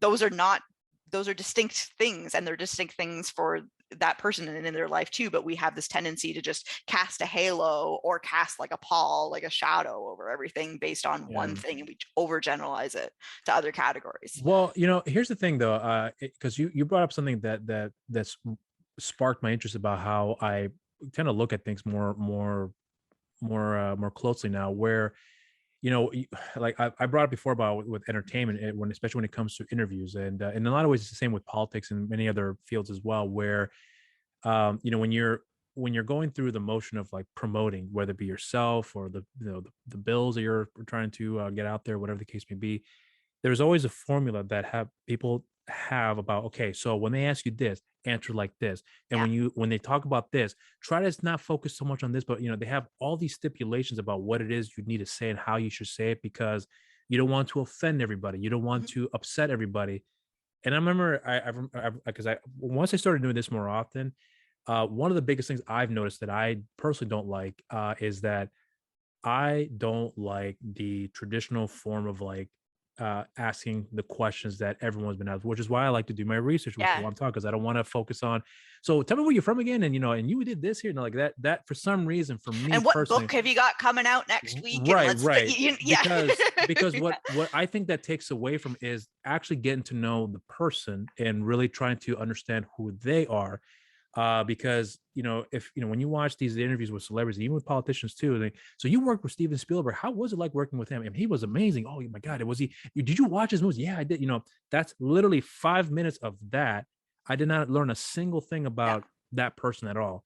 And then the next 5-6 minutes, whatever the case may be, it's the exact same questions, but with a different person in the question. Or you'll see too that like maybe there is some, like they've shared some sort of anecdote, and you feel closer to that celebrity because you feel like they've shared like like an authentic part of their life. But then you, for instance, will see them on multiple talk shows give the same anecdote over and over and over, like those types of things. And I think that does take away from our belief that the person's being authentic, even though it probably is like a story that really did happen. But there's something about that, like when we notice that people are being strategic and like trying to be perceived in a certain way, we really we don't like that. It's not as genuine. And that's the thing though, because there's plenty of moments, like I'm gonna use Tom Cruise as an example, because he talked about was it with him and Matt Lauer, they had a conversation about psychology, because Tom Cruise is a Scientologist, and he felt like it was not good. It's not very, he had his reasons for that.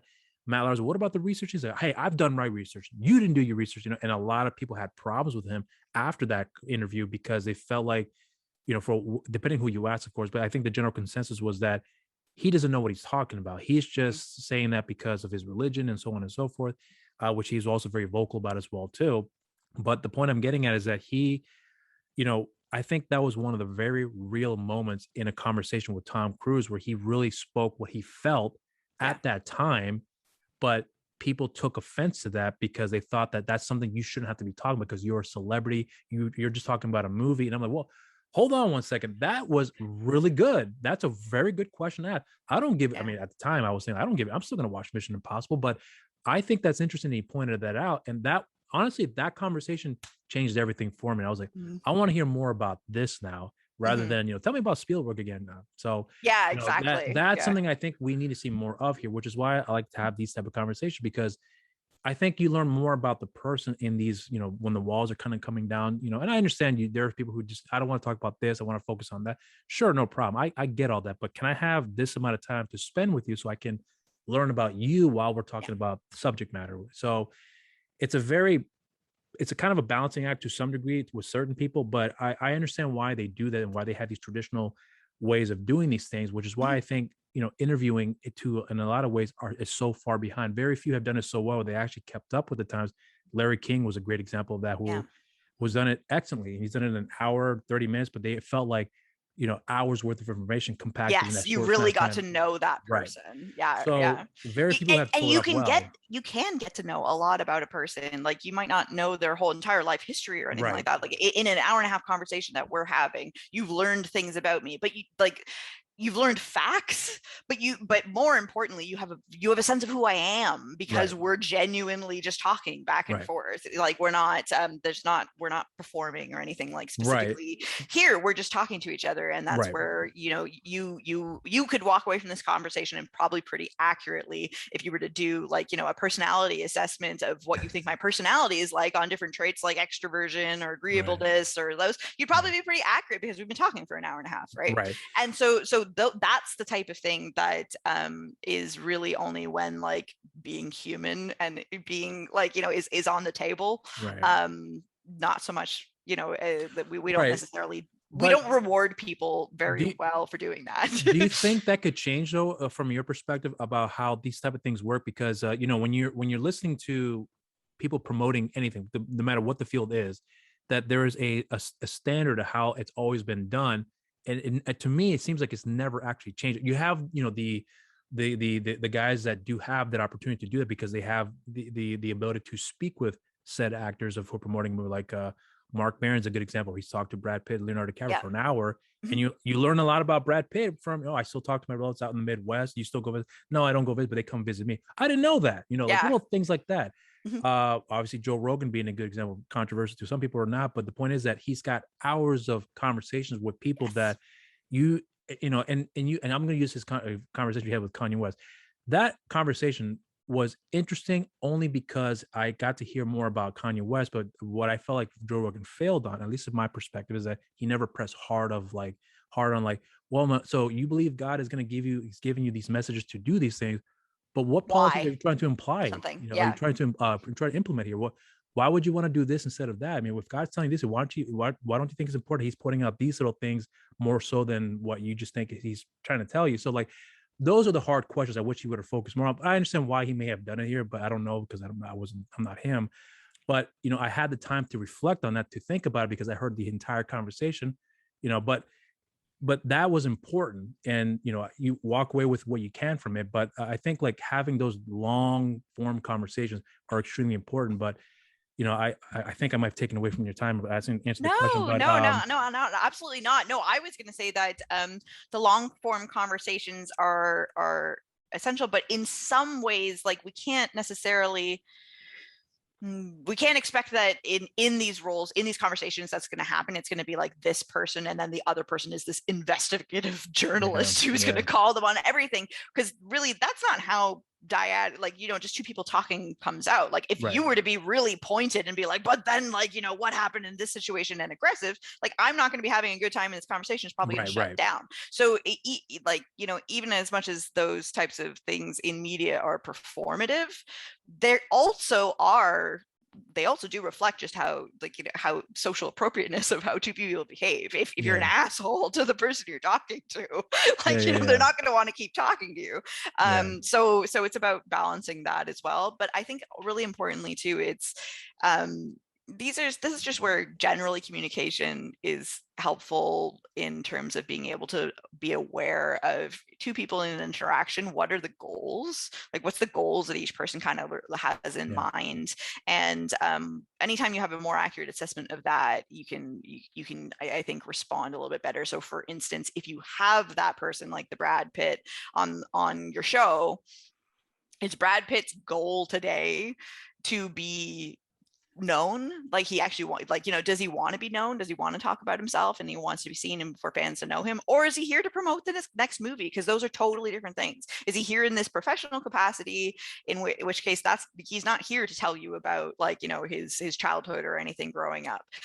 So there has to be a respect for that too, I think, is that we want these conversations to happen, but we need like good equal footing and willing participants, low threat, all of that type of thing. And I think that the threat piece is really where I would love to see a little bit more change, because I think that we can't have those dialogues that will actually lead to, like, open minds, open hearts, and change if people are scared. When people are scared, whether it's like they're scared of being perceived by others negatively, they're scared of feeling shame or contradiction, or having to question themselves as like whether they're morally good or bad, or whether they've ever done a bad thing, for instance, and to do that in front of other people, right? Once you layer in all of these fears, it really shuts things down, and I think it discourages people from wanting to come on something like this, to be like, hey, I'm going to come on and actually tell you what I think about things, and I'm not going to be super performative or anything. I'm not following a script and not willing to say this and only willing to say this, that type of thing.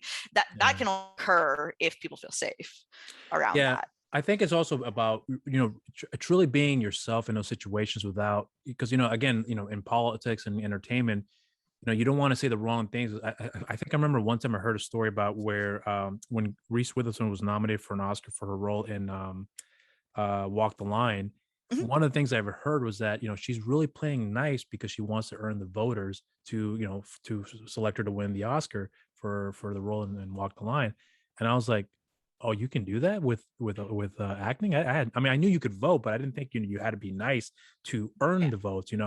That was a story that I heard, and I was like, so then I questioned it. Is she really putting on an act? And then there's an infamous video where she was pulled over by the cops and she went on a tirade and said, you know who I am? And she was on a drunken tirade.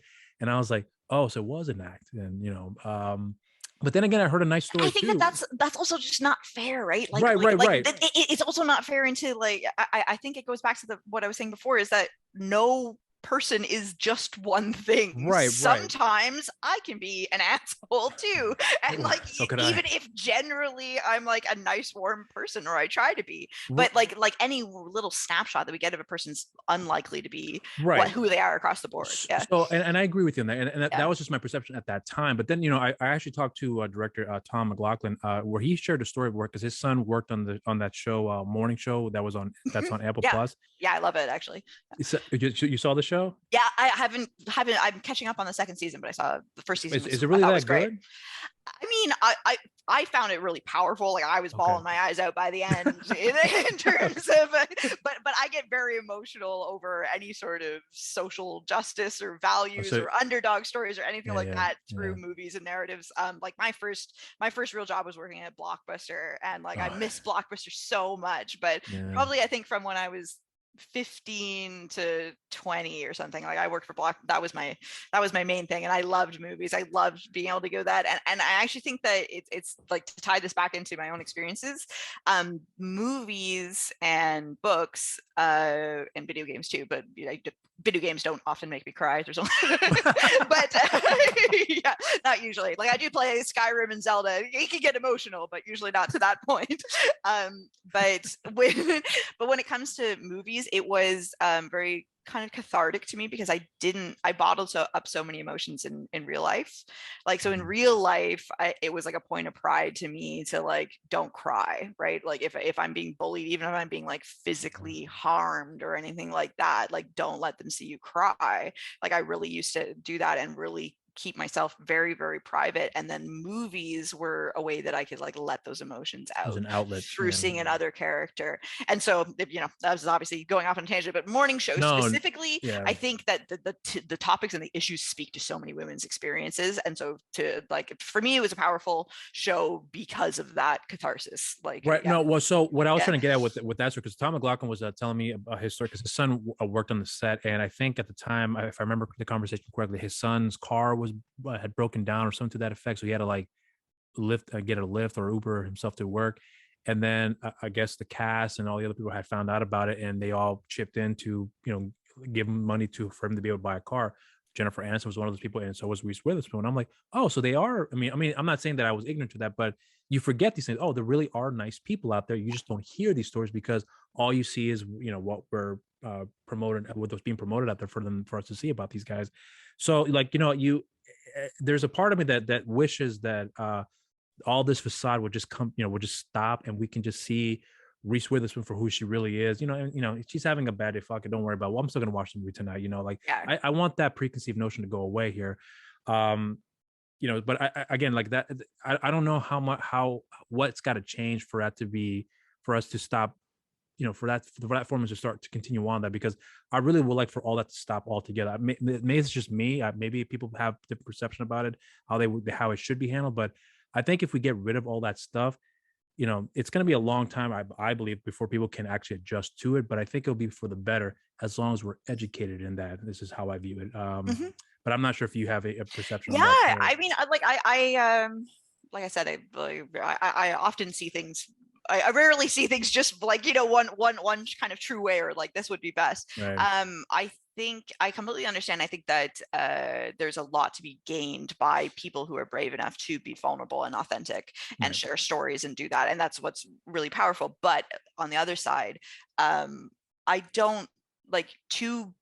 If you're sticking with like celebrities, to be on, or like let's say an author on a book tour, like that's a professional role, and it's not necessarily fair for us to be like, we want to know about every traumatic childhood thing that ever happened to you, because that's not the capacity that they're in there for, right? And so it's not I don't think it's ever going to be the case that when it comes to authenticity or being genuine, there has to be this factoring in the fact that like roles do matter and does matter, and we do have these there are norms, and they are there for a reason.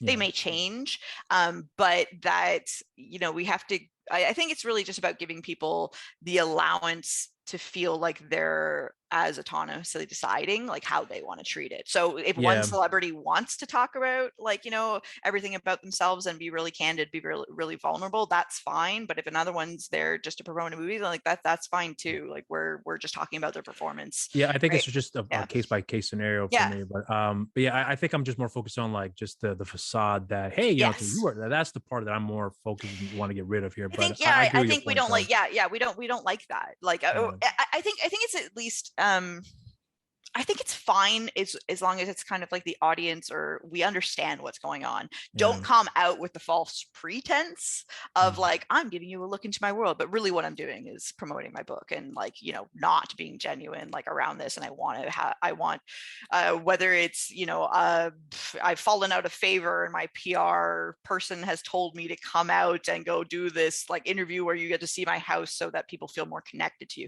Like that's where I think we get our backs up in terms of like that feels like BS. We don't really want to see somebody like being authentic that way. So I think it's about kind of expectations and being like at least authentic on that. you know, if the person's there to promote the movie, they're there to promote the movie, but don't, I guess intentions and that sort of thing like matter around. So I actually want to bring something up with you real quick, because I noticed this along the way in the conversation. And I didn't want to forget to bring it up here, but whenever you were talking, I noticed your Canadian accent would come out from time to time. So it brings me to the question I want to ask you now. So how long have you been here in the States? Over since you've come down from Canada? Like just a year and a half. Okay, so really soon. So basically I completed, so I'm from Toronto, did my education was at York University in Toronto. So I was there forever, because that's how you get the PhD behind your name. You give up a decade of your life to just study one thing. So yeah, exactly. So I finished my doctoral program in 2020. I'm having a hard time with years. The COVID year was when I finished, and then I'm now a researcher at Duke University in North Carolina. So that position started in August of 2020. So I moved down during COVID. It's actually funny that you said that in terms of like the accents or whatnot, because I think that COVID has prevented probably a lot of like the normal types of social interactions that may have I wonder whether my Canadian accent wouldn't be as strong if it hadn't been COVID. Like if I had been around people more or not.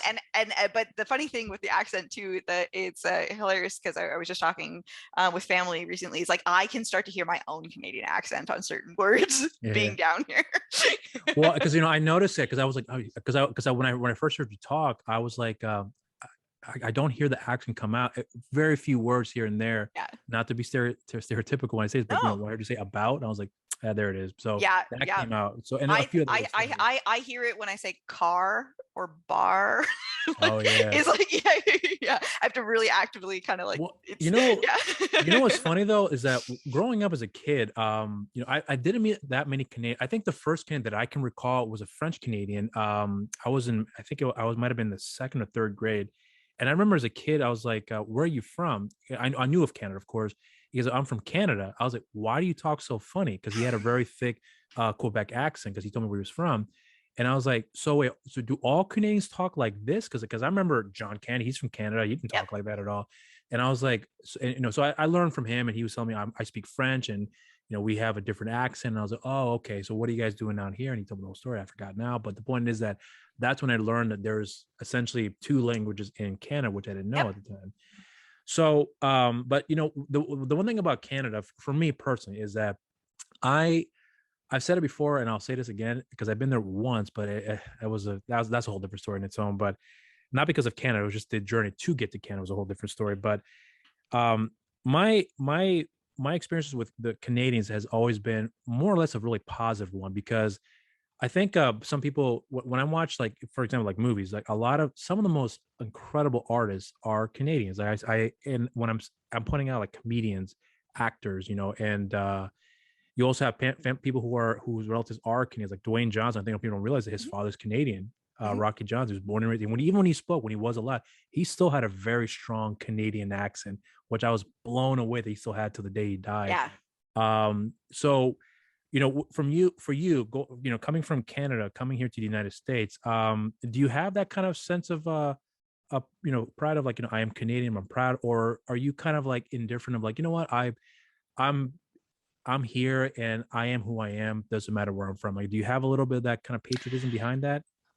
No, you know what? I think being bicultural and biracial already, like, it's like by default, I was never just one thing. So I don't really, but that's not to say that there aren't people who will see being Canadian as kind of this higher order that doesn't, like that being Canadian doesn't negate like being whatever culture you are. But sorry, all that to say that, I am proudly Canadian. I'm definitely not like strongly nationalist and thinking that Canada's better than other countries or anything like that. I think that like, I love to travel because I love to be able to see what's good in different countries. Kind of going back to like, my friend with the chopsticks and the Doritos, right? When I've been to some of the most thrilling parts of going to other countries and living, especially if you get to spend an extended period of time, is that you see things that are different, but they open your mind into like, oh, that's a great, like, why don't we do it that way at home? Or you're like, I don't really like it this way, and like I do prefer it, like this thing to work the way that it does at home. So like, you know, funny little anecdote, I went to Shanghai for the first time for a conference a few years ago, and that was my first time in China. And you know, two things that I just absolutely loved: the elevators, you can undo the button press. So like no kids hitting all the buttons, like that's not a problem, because if you hit it again, it undoes the button press. So if you hit the wrong floor, you can actually like hit the button again, and then you've erased it. That's not something I've never seen. I know. And then the second one was like public bathrooms in restaurants there have like waterfall sound machines in like each of the stalls. Oh like just little things like that has nothing to do with cultural values or anything. But if you don't go to other cultures, like you just don't even know that there's like other things that exist. And so that's what's exciting to me. I go there, amazing. You know, I go there, I'm like, oh my God, that's definitely how it should work. I love driving in Italy. I love, you know, there's certain things that I heard Italy's really rough when it comes to the roads out there. Is that kind of? Oh, the roads being rough themselves. No, well, it's just a different driving style for sure. The driving style is a little more aggressive as opposed to some other parts of the country or some other parts of the world. It all depends on like what your reference point is, I think, right? Like Toronto drivers are super aggressive. So the Toronto drivers are like New York drivers, I think, in terms of like we drive very similarly. But in Italy, for instance, just like the practice of in North America, if you're in like, they don't just sit in the fast lane like we do. It's like the fast lane is for faster cars and for passing. So, and even just like these kind of unspoken protocols that we have that like, you know, here, if I'm driving in Canada or the US, if I'm behind a slow car and I want them to get out of the lane and pass them, I'll flash them the light, like flash them the headlights, right? That means get out of my lane. I want to go faster than you. In Italy, you because people are not necessarily all hogging the left lane, you flash as you're coming up fast and passing someone so that they don't accidentally get into your lane and harm themselves. Right. So you actually like, so it's more like for them to see in their mirror. So little things like this, these are the types of things that the everyday, just like getting in the experience of being in an elevator can be different in a different culture. And it's like that's the stuff I like live for, because I just love to see that. But that's also the kind of things that there's so much variance and there's so much ingenuity and there's so many different, you know, strengths in different places that it makes it impossible for me to be like strongly nationalist and like, you know, in any sort of sense, because there's no one culture that's got it right or one culture that's better than the others. It is about the amazing thing about humans and the reason that we've been able to live in every environment on the earth and off the earth now. Like, you know, like the only reason that we're such a successful species, I mean, not successful in that we're, you know, climate change, short-sightedly successful, let's say, but like that we're so prolific, you know, is our ability to adapt and form cultures and that are like about that environment, that, you know, living in the mountains leads to different cultures than living by the sea, right? And it's really like our ability to adapt to the demands of our physical environment, our like, you know, our ways of living, like the ecology of our actual environments. And so humans' ability to come up with many different solutions to many different problems is why we're so amazingly successful as a species. So that cultural diversity is what keeps us as a species doing really well. And to me, that just means that it's unlikely. There's very few cases where you're really going to find that like one way is like the perfect way of doing something. It's really about having more tools in the toolkit. And when you become more multicultural, even in, you know, I like to say that when I'm talking about increasing diversity and representation right now, which is something that a lot of universities and within science and research, there's more attention to, which is a great thing in the last few years. But increasing diversity is not just about the people in the room, but it's about the minds in the room. Like the diversity as a mindset is something that, like, you know, I would really love to see, like, for us as a society kind of moving more forward, that it's not just about like what the makeup of the people look like. Right. It's like what's going on inside, that more people are aware of more different ways. And so that's just more tools in the toolkit to me. And I think that you research backs that up in terms of like when you do have more diverse workforces, for instance, come up with more creative and more effective solutions, like all these sort of types of things. So there are a lot of really tangible benefits for everyone in the room to embracing diversity and to embracing other cultures. I love that you went off on and talking about the here too, because there's an aspect of the question I was focusing on, and the fact that you were able to kind of expand on that and go a little more in depth with the answer here. This is a thing that, like I said before, why I like to have this conversation, because that's the importance of you bringing up these things that I don't think about, and then all of a sudden, boom! I have a really good point with what you just said there. But you know, here's what I'm curious. Well, yeah. About. Otherwise, the show would just be you talking. Right. Well, yeah. We already have enough of that. But you know, here's the thing that I'm actually curious about your experiences here in the States.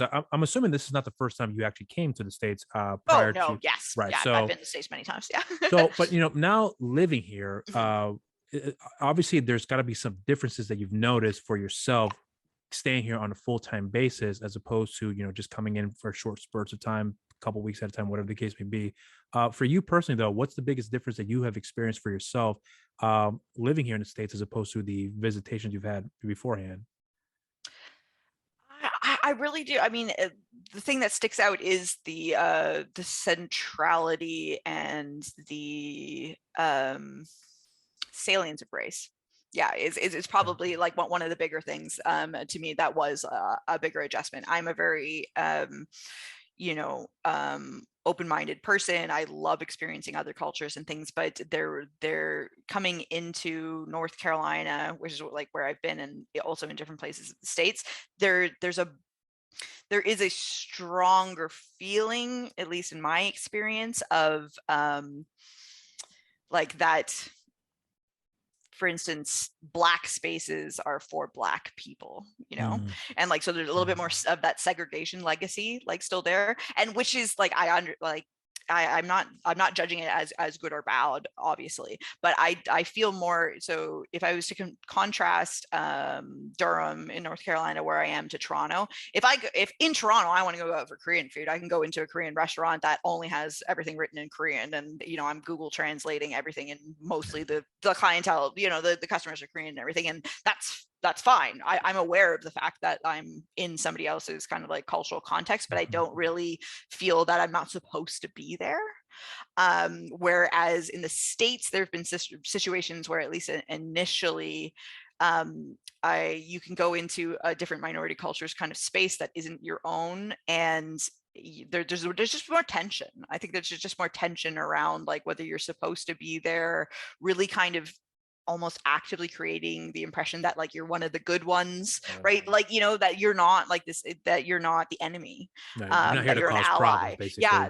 Exactly. That like yes, people are like, it's not true segregation in that like people are like, no, you're really not welcome in this area. It's like, yo, you can come in, but you got to make sure that allyship is kind of like known and demonstrated, which is, I don't necessarily think it's a bad or a good thing. It is just one of the differences, and I completely understand why it's there. The intention of protecting, because of how extreme conflicts have been, and the historical like tensions and horrible acts, heinous acts throughout history between these groups. It makes sense why groups have to be more protective, but that is just one of the things that was I noticed was harder for me in comparison to other countries that I've gone to. So there's many other countries where the sharing and the welcoming of their culture is just more the default than protect and be suspicious of other people. So Hispanic culture is actually like one thing that I would say, like anytime I go to Mexico, like Mexican people are largely really excited to share their culture. They're not like trying to be like, no, that's for us, keep out. In my experience, again, sure, experiences differ, but different cultural groups and given different national contexts, and the history is important into why groups behave the way that they do, but they vary a lot in terms of how much they facilitate cultural sharing versus they're erring on the side of caution because there's the protection motivation is actually more important there. I think that's one thing that I realized too, because for example, like because I live here in North Carolina too, but there's a flea market not too far from where I live here that I've gone to a few times. I haven't been for a while, but the times I've been there, the one thing I've noticed, and I could be wrong, but I kind of picked up on at least the first couple of times I went there, is whenever I saw a Mexican storefront there, they're selling food, and which surprised because I didn't realize, because I'd never been to Mexico. My mom and my stepdad, my sister, they all been there, and they put spice in everything, literally everything. Ice cream. I was like, ice cream? Like, yeah, they gave the whole story. That's what they said too. So we went to this one place in a flea market where they were selling spiced up mangoes and a bunch of other stuff too, and I was just shocked to see that. But when I first approached them, they were almost hesitant. But then when you started talking to them, they're opening up their arms. Or you try this, try that. And then when I would walk away and I would come and walk back again, then I see someone else is coming up there. They're a little bit more reserved, and then slowly would open up depending on the interaction. One of the biggest things my sister had told me, I remember specifically, was that over there, they were like, try this, try that, do this, try, add this. It was a completely different environment. So I was thinking at the time, I was like, so what changed for them along the way for them to do that? Because I'm assuming a lot of it has to do with the fact that they can't speak English, and they probably have gotten some pushback because of that.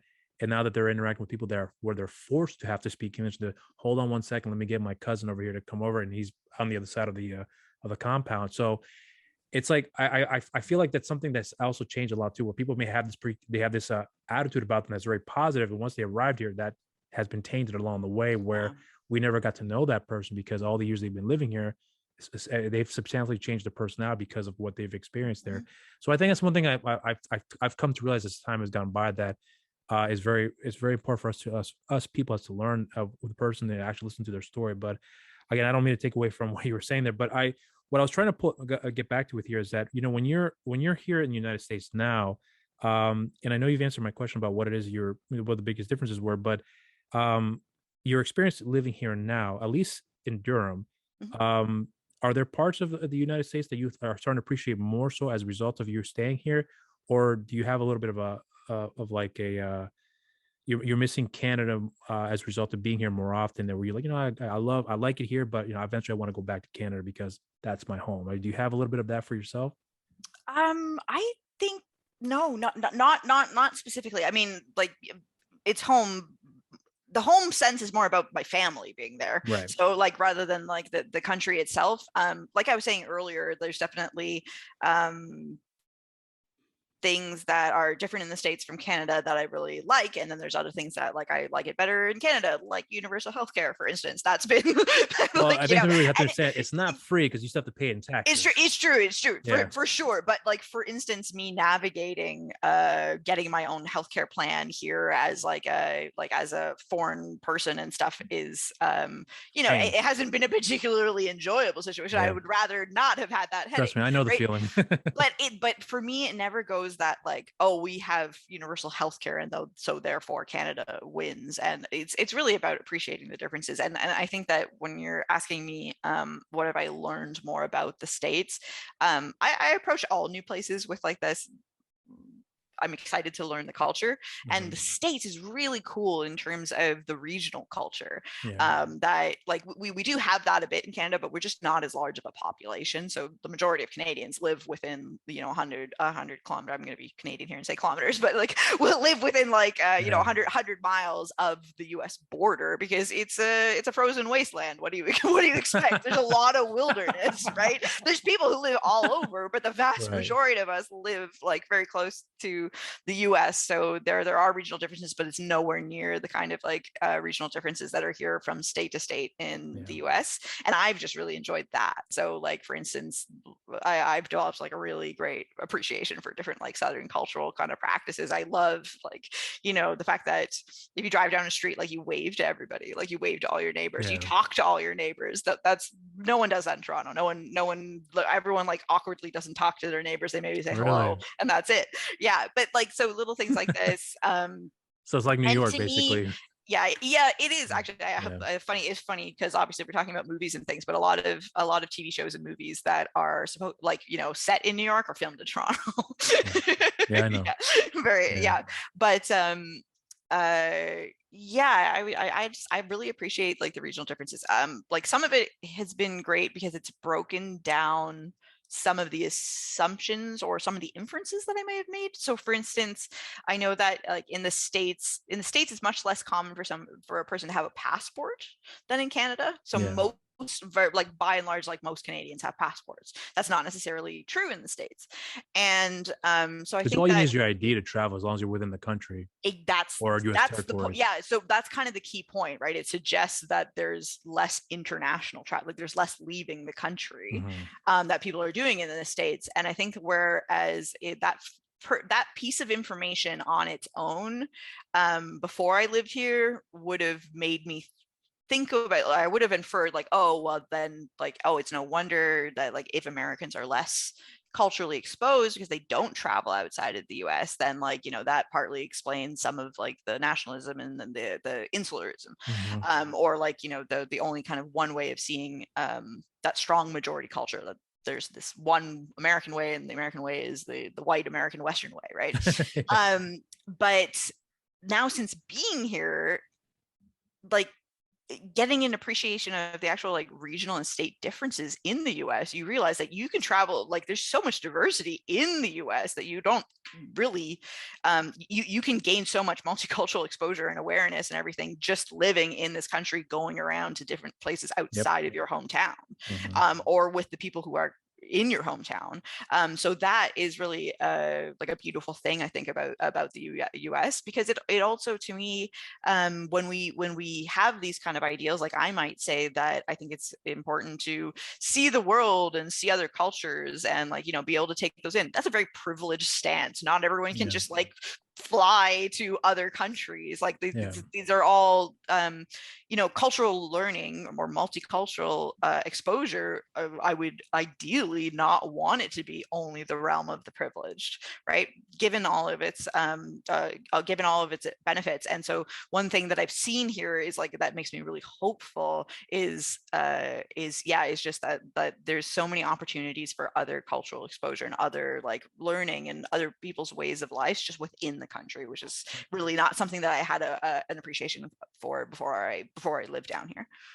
So, before you left to come here to the States, were you kind of hesitant, or did you feel like I'm going to miss my family because they're all here, I want to be with them, or is it more like, what, I'm ready to move on and I want to come down here and see what comes out of that I think it was mostly a career decision, to be honest. So, like some of those other factors, I'm very, very close with my family, and in terms of the fear of like living away from them, when I finished high school, I lived for a year in Australia. So I've already lived on the other side, like as far as possible from my family. Did you have a good experience in Australia though? Yeah. Oh, that's like a whole other story. Like I loved Australia. I have so many thoughts on like different cultures and things that I've lived in. But yeah, Australians are super, super fun people. Like, it's a fun culture, but like, but there's also differences in terms of how confrontational, like very different from Canadians in terms of how, very extroverted, very like confrontational, or like people will say what's on their mind without like, a little bit more boldly.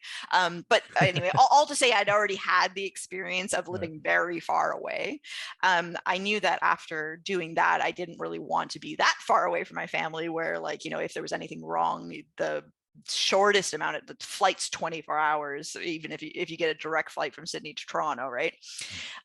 So I think I've kept geographically kind of in mind that the US in contrast doesn't feel that far from Canada. There's flights everywhere. COVID did kind of throw that loop in where I'm like, oh, this is not, at first I was very happy with the location of getting a job at Duke, because I knew that, the Raleigh to Toronto flight's like 2 hours, right? So it's like, really? Yeah, it's super easy.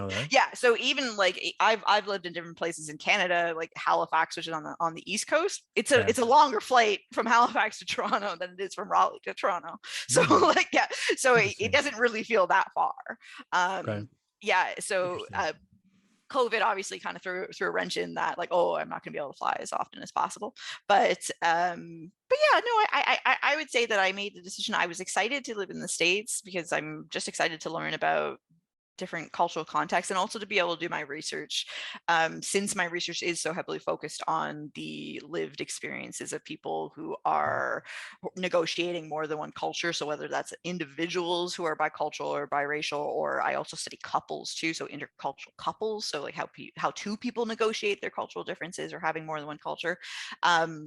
I've loved doing that. It's, you know, it's what gets me up in the morning, is like just to find out more about this. So you actually do have a sit down with couples to kind of go over that with them, or is that something you're just studying to get to that point for you to be able to? I do that. No, I have data. Yeah, I have direct data, and what like yeah, that's what I do. I you know, COVID's prevented the actual kind of like sit down in person aspect, but you know, it amounts to the same thing if I give them surveys and open-ended questions and those types of things. So I've done many studies with international samples, with intercultural couples, and with bicultural people. But the one thing is that international samples aside, I've been doing all of this research, and there's not a lot of research in these areas to begin with, because there typically hasn't been a lot of interest, right? Typically, why do you think that?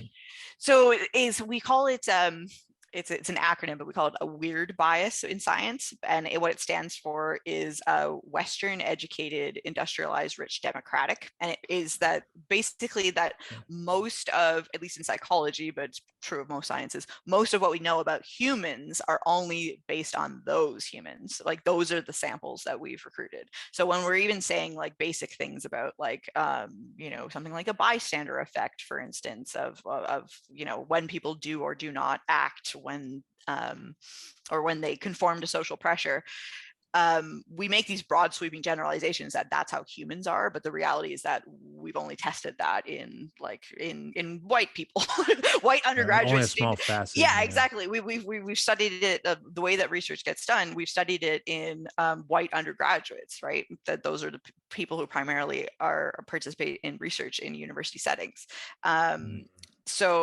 So there is not a lot of representation of diverse experiences in other cultures and things, just even in what we know in psychology.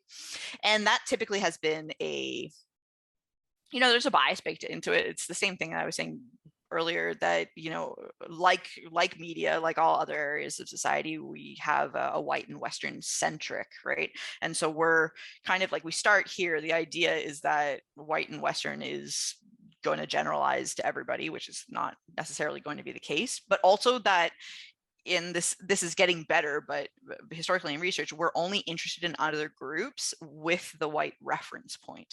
So we're only interested in knowing about how things are different in India or China, or we're only interested in knowing how things are different, like for that in comparison to white Americans, or we're only interested in what it's like to be a biracial person in comparison to monoracial people. There's very little, there hasn't typically been an interest in diverse groups for their own sake, for their own kind of the validity of the knowledge to be gained there.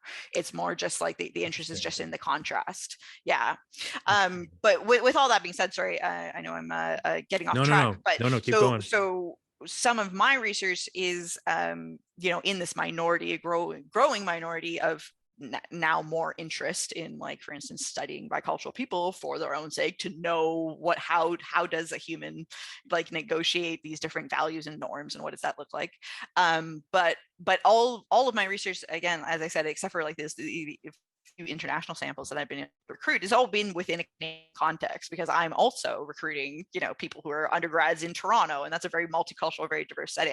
I don't necessarily know whether what it is like to even negotiate multiple cultures looks the same, and I wouldn't think that it looks the same in Toronto as it does in, you know, rural Texas, right? In terms of like the options or things that are the experiences and the context around that, the way you are bicultural or allowed to be bicultural looks different different in different contexts. So that was also part of the the draw in terms of practically and like from a scientific curiosity to move down to the States to be in a different context where we do see more overt racial tensions, and there is like the history of segregation, the unresolved the tension of like the unresolved reckoning with the country's history when it comes to race and those types of things is different. And so it also gives me a more thorough understanding and is an exciting way for me to broaden the applicability of the research that I'm doing by looking at the same types of things but in different contexts, if that makes sense. It does. So, and I'm curious because there's a lot of interesting things you said about this, but that one of them is I'm curious to hear if this something may be considered here for you guys, because one of the biggest things I've noticed growing up as a kid, and I'm going to use Mexican novellas as an example, where I have come to realize that I remember, I forgot which novella soap opera it was, but it was something. It was an actress who was Caucasian, but she was Russian, but she was born and raised in Mexico. Yeah. Because her family had come over to Mexico and they ended up staying there. So now she's considered Mexican, but she still has retained her Russian citizenship. What was interesting for me was like, I wanted to, I think she was dating a Mexican as well too. What was interesting to me is that she's Mexican, born and raised there, but her background is Russian, where she still has a lot of the Russian cultural ties that she still, I guess, practiced at the time, if I recall correctly. But she's still very much Mexican as far as culture is concerned, because that's all she's grown up with. And then to the point where she's with a Mexican, a man as well, and had developed a relationship. So in that respect, is that part of that research too, to kind of get that perspective from being born and raised in the culture here, but from a completely different set of backgrounds? Absolutely. And that's like we don't have a lot of research on this. This is something that's like, yes, we've done some acculturation research specifically looking at immigrants and like coming to a new country and then their experiences, but that's like a very narrow topic of like what we're talking about these.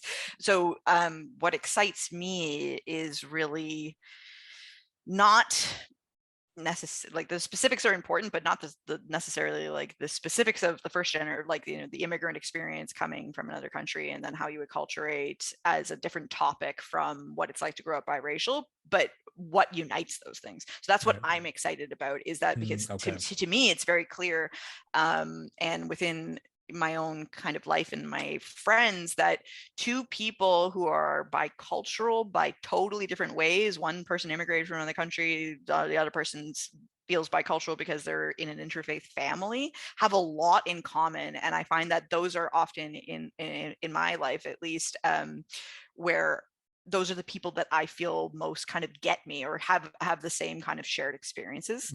Like just having those multiple cultural worlds, even when those cultures are not the same, right? So even though like I've had the experience of feeling closer and more more understood by somebody who is a Canadian born Italian, Finnish, like person, than I have to, in some cases, to somebody who is just also Canadian, but maybe sorry, to like somebody who's Indian, right? So like, and just kind of Indian identified. I see what you're saying. Yeah. So I mean, I don't know if I'm explaining it very well, but I understand what you're coming from. I'm very excited about this kind of more macro level identity of being like a multicultural, multiple identified person and creating community there, because it's not something that we've really like seen a lot. And going back to what you were even saying in terms of like minority on minority racism or discrimination, it's been so like, there's a reason why it hasn't been facilitated, because it is like, those coalitions are a threat to power structures and things. And that type of banding together can be, can be perceived as a threat and can be discouraging. But I think that it's really important. I love thinking about the things that we have in common. Is it difficult for you to get a couple, of that kind of background to cooperate with this research, to be able to engage with them, to be able to talk with you? Because, I would imagine, when you talk about research with, white Americans or white people in general here in North America, maybe it would be a lot more easier for them to give you information, but from a biracial cultural background, maybe not so much. Was that a little bit like that for you in the beginning? The absolute Oh, opposite, okay. actually. And like so much so that it's been beautiful and touching, especially with the intercultural couples. They are Okay. so excited to share their stories and to feel that they're being seen and heard. The representation is just, you know, science like outside of science, because it's not necessarily like everyone knows how much research there's been done on biculturals, but just more that feeling. I think that when you feel that the world doesn't, this is the representation thing, when you feel that your story is not reflected in the movies, it's not reflected on TV, it's not reflected in conversations that are happening around you. So whether it's, you know, my bicultural participants or biracial participants, and really beautifully with the intercultural couples, they're so excited to have the voice out. I get it's the, you know, it's some of the work that I do where I get like thank you notes at the end of a study being like, thank you for doing this research, thank you for getting our stories out there and saying that it matters. So yeah, that's actually been my experience. I think that for a lot of, this is true of a lot of marginalized people, but if speaking in my experience about bicultural or people who are multicultural couples, they're so, this desire to be seen and acknowledged and validated is so strong. And, you know, that resonates with me too. That was the first, you know, 25 years of my life too. What about because I'm thinking about your parents now, because you mentioned before that how your parents didn't necessarily open up to you guys about their experiences prior to having you and your sister. Are you guys looking at a certain age group for that, or it's just whoever's willing to participate with the research? So for the couples work that I do, I've so far been doing work primarily with married couples who have already been together, because I'm looking at I'm trying to say this in the non-jargony science way, with like terms that are just normal. But the layman's term. I take basically like a positive psych approach. So basically research that's been done on and couples that are interracial or interfaith or intercultural, the little bit of work that has been done is usually negatively focused. It's like, what's wrong with these people, and like you know, like what conflicts must there be, like, you know, that they're ridiculously like thinking that everything's going to be fine, but they have totally different values, so they're doomed to fail. There's very little research on kind of the positives of what being in a relationship like that. So some of the research that I have already published on that is really more about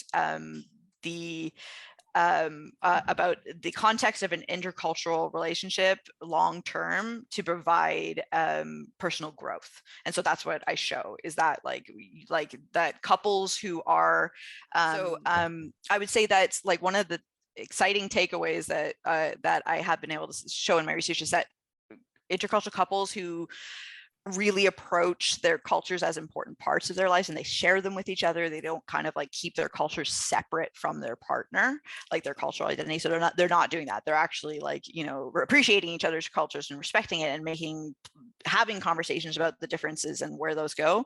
Those people experience more personal growth like as a person. They feel that they've grown more in their relationship, that they've developed, that they've become a better person, like a more open-minded person, and their relationship quality is better as well. So like, so they have more intimacy in their relationship. They have more passion. They all those types of things. So so that's what I've done. So in those samples, I've looked at couples who are already together for quite a long time. But now since then, and it's been a little, collect data obviously with COVID, but since then I have new data that is actually with undergraduate samples who are in new intercultural relationships. So last year, over kind of when you say new, it's like they just got into that relationship, or they've been for a while in the relationship? No, exactly. So people who have been in the relationship for less than 2 years. Yeah. Oh, okay. So that's like kind of the sample that I've been looking at now. So what I did was recruited a bunch of undergraduates who were dating interculturally, but they had been together for less than 2 years, and I followed them over like the entire academic year. I haven't done, like, that's brand new data. It's, you know, what I'm going to be looking at next with the stuff that I have, but in that I'm hoping to see like what are those initial stages of how you start negotiating those cultures. What about because it sounds like to me, because you've explained to me before that I'm still here. Sorry. Okay. So lights right in my face. No worries. I I was just going to say that because it sounds like to me you guys have, well, at least in your case for yourself, you have a certain time frame that I'm not sure if it's intentional that this is we're looking at somewhere between this to that to get an idea from where they started for where they are with it now. Are you also looking into in considering that there's a couple that just started dating last week? Let's talk to them. See their perspective from the very beginning and see how the relationship progressed to kind of get a perspective about what may have developed further, or what may have caused some differences, whether it be personal or more the culture aspect of it, to get an idea of as far as how they've handled that relationship from where they started to where they may end up down the line. Definitely. I mean, these are all super important questions and all things that I would love to do. Usually the barriers are really just around recruitment, right? It's like how do you find these people? And then also things when we're thinking about questions about relationships, these are things that unfold over time. They're really like kind of an overtime process. So when it comes to doing research, there's also you have to factor in, okay, we're going to recruit these people who just went on a date last week, but like, are these people going to keep giving us data 6 months from now? Right? Like that type of thing. So there are practical limitations, but that being said, like there's a lot of great efforts out there now within the psychology world and looking at relationship science to be more collaborative, so that multiple universities will pull together whoever they can to create a larger sample, so that more people are able to ask these different research questions. When I went out to the site to look more into your background, there was actually an article that I believe you were also a part of here too, and I wrote it down in case I forget. It was, and I think this is in all relation to what you're talking about now. Is divided together how marginalization of intercultural relationships is associated with identifying integration and relationship quality. Is that the same research that you're referring to here under that particular article? That's not the personal growth one. So the personal growth one is forthcoming. It's not actually out yet, but that one was one of those more negative. That was more one of those more negative studies in terms of basically in that study. The takeaway was that the less that an intercultural couple feels that their relationship is accepted by society in general, or by their family or their friends, the harder it is for them to kind of bring their cultures together in and integrate them in the relationship.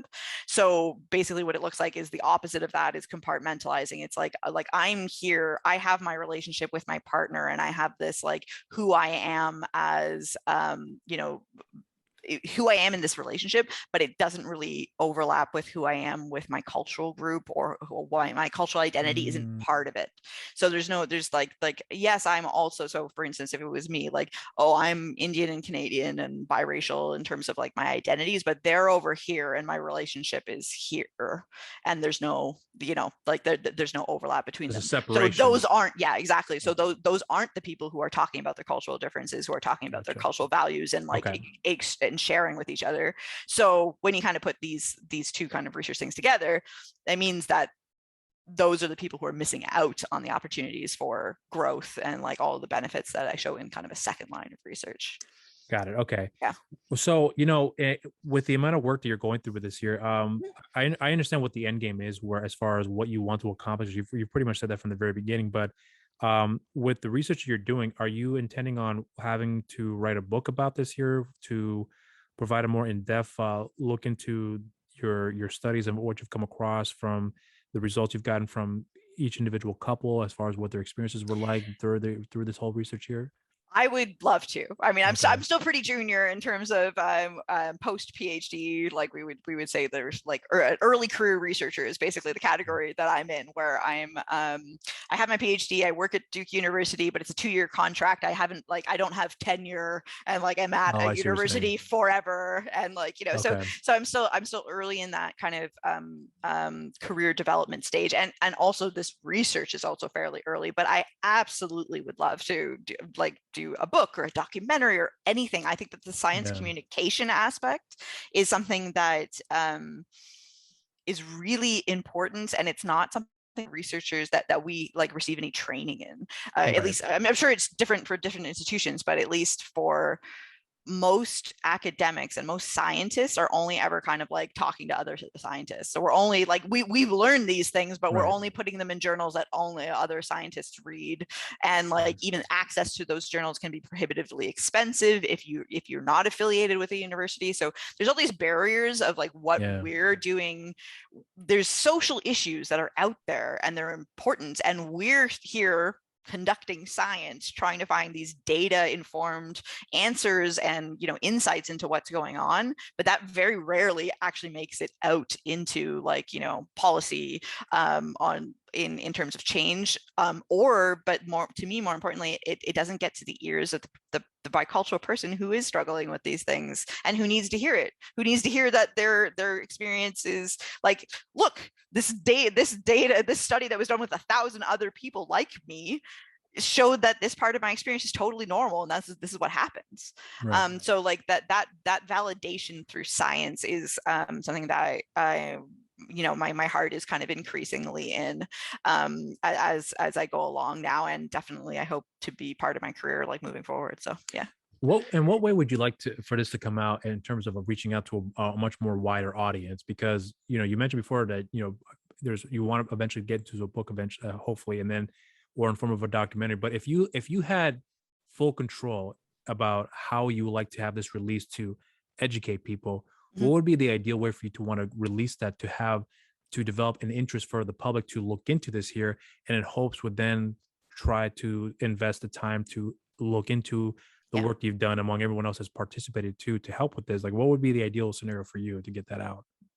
For me, the core of it and the first goal is reaching the people that I'm researching, because it really, in that sense, is that like I'm not doing research on bicultural people and intercultural couples because I strategically have noticed that there's not a lot of research done, and so if I do that, I'll like catapult my career or something. Like that's not what's going on. I like at the heart of it, I want that work and like, you know, the like what comes out of that to be able to better those people's lives, to make those people feel represented and heard in you know, not only in media and whatnot, but in science, that their experiences are reflected in the textbook that they're learning in intro psychology, like that these types of things. So it really is to me about inclusiveness and validation of people who are you know, negotiating multiple cultures. That's really that first if I can do that, amazing, you know, mission accomplished. I don't really, you know, what happens with my career and being a professor or tenure is all totally side, like that's not why I do it, right? And then the second hope is, again, going outside of that group, so outside of the group of the people that my research focuses on, but to actually improving intercultural understanding, and so improving relationships and majority member for understanding of bicultural people and those types of things. So that's where the research that I do gets more into that intervention kind of category, as we would say, is like, okay, I can do research identifying why white Americans don't like when a bicultural person frame switches, so behaves differently with their different groups. Like, that's great. And it's great to be able to get that out to the bicultural person, to be like, hey, you're not crazy. Like, everyone does this. And yes, it's not always received really well. It's a common, you know, this might be a common negative experience that you have. But I also want to go that step further to be like, well, how do we get that to not be the reaction though? And so like when it comes to like these types of interventions and bridge building and actually increasing intercultural understanding, that's also kind of like that even loftier, harder to achieve goal. But I mean, the thing is that science gives you lots of interesting tools to be able to like come at that. So right now in my work at Duke, I am looking at some of these through formal studies. If we get people to reflect on their different social roles and then the demands of their different social roles and different social contexts, does that reduce their negative reaction towards biculturals because they do this frame switching thing, right? So it really, I mean, so that second layer is really about hoping to change hearts and minds. So obviously I'm I'm a very strong idealist. I'm very optimistic. I don't think people are bad or good. I think that, like we have the propensity for so much. And like, to me, it's really like I said, I come down to, for all of the 12, 13 years that I've been studying social psychology and cultural psychology, the takeaway to me is just that, like, yeah, it's not about good or bad. It's just that when it comes to human motivation towards other people, we do want to connect with other people, we want to approach other people, and we want to know them, but we also acknowledge that other people can harm us, and we want to protect ourselves from that too. And those are perfectly valid and normal. And so it's really just about trying to encourage one way or another, and ideally as a society moving more towards connection. I there's something that you brought up here that about how you want to go about it, which I do find very honorable with what you said there. But here's one of my biggest concerns about this here, and I'm always kind of tentative about how I will, if I was in a situation such as yourself where you want the research to get out and educate people along the way. The biggest concerns I have is how can we find a way to get to reach out to everybody.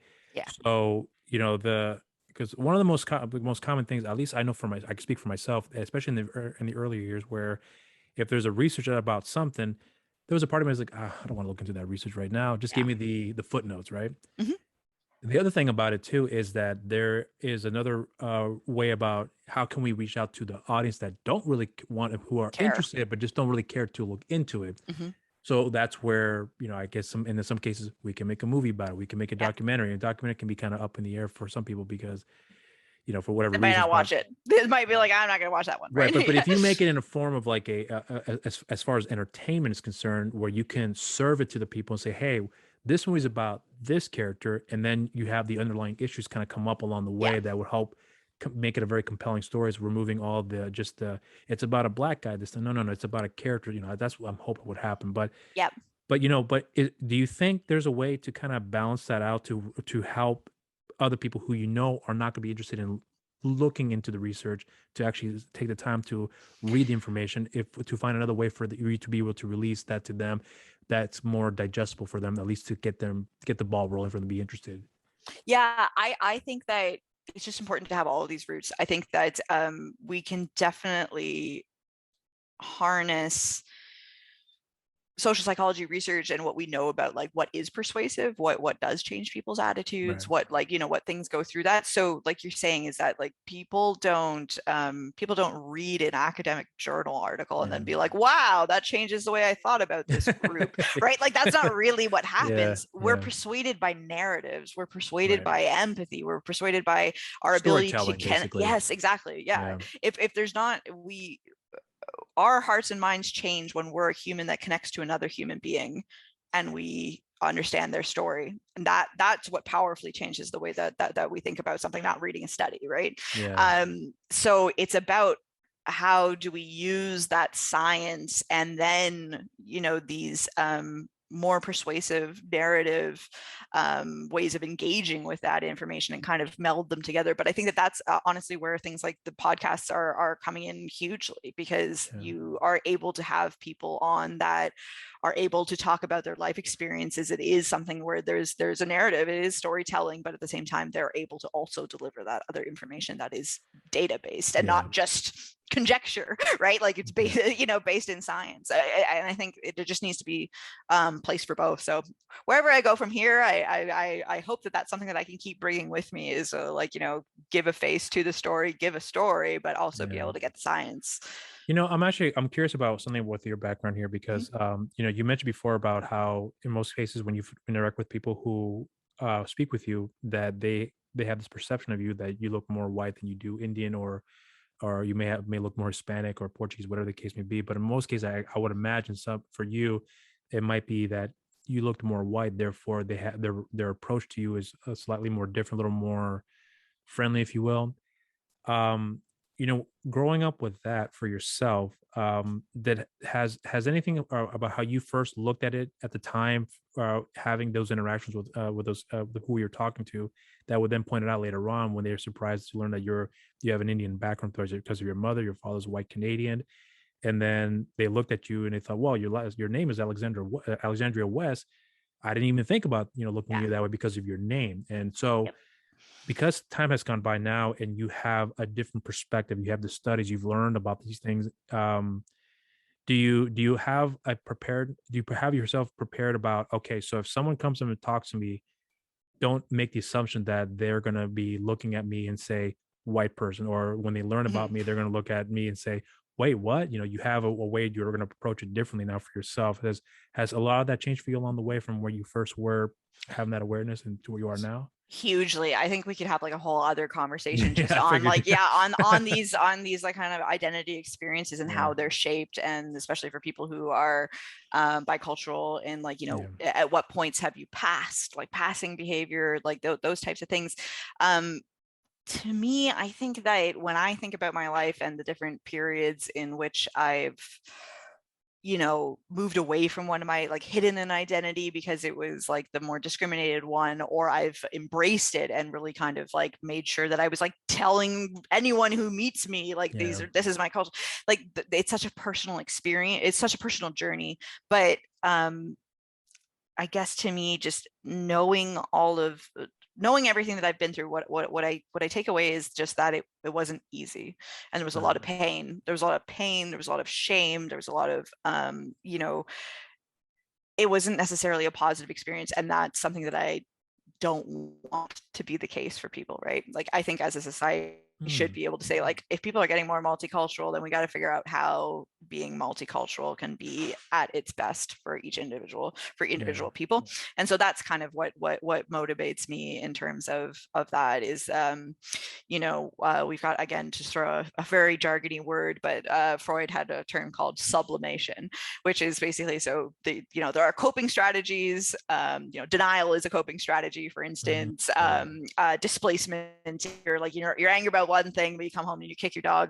Hopefully no one does that, but that would be called a coping strategy. It's not good. These are all maladaptive coping strategies. Misdirected anger. Exactly. But sublimation was one that he proposed as a positive thing, and that is to be able to go from something negative, and we see this too in trauma and resilience research, to go from something negative and to turn it into something, to use it to generate something positive.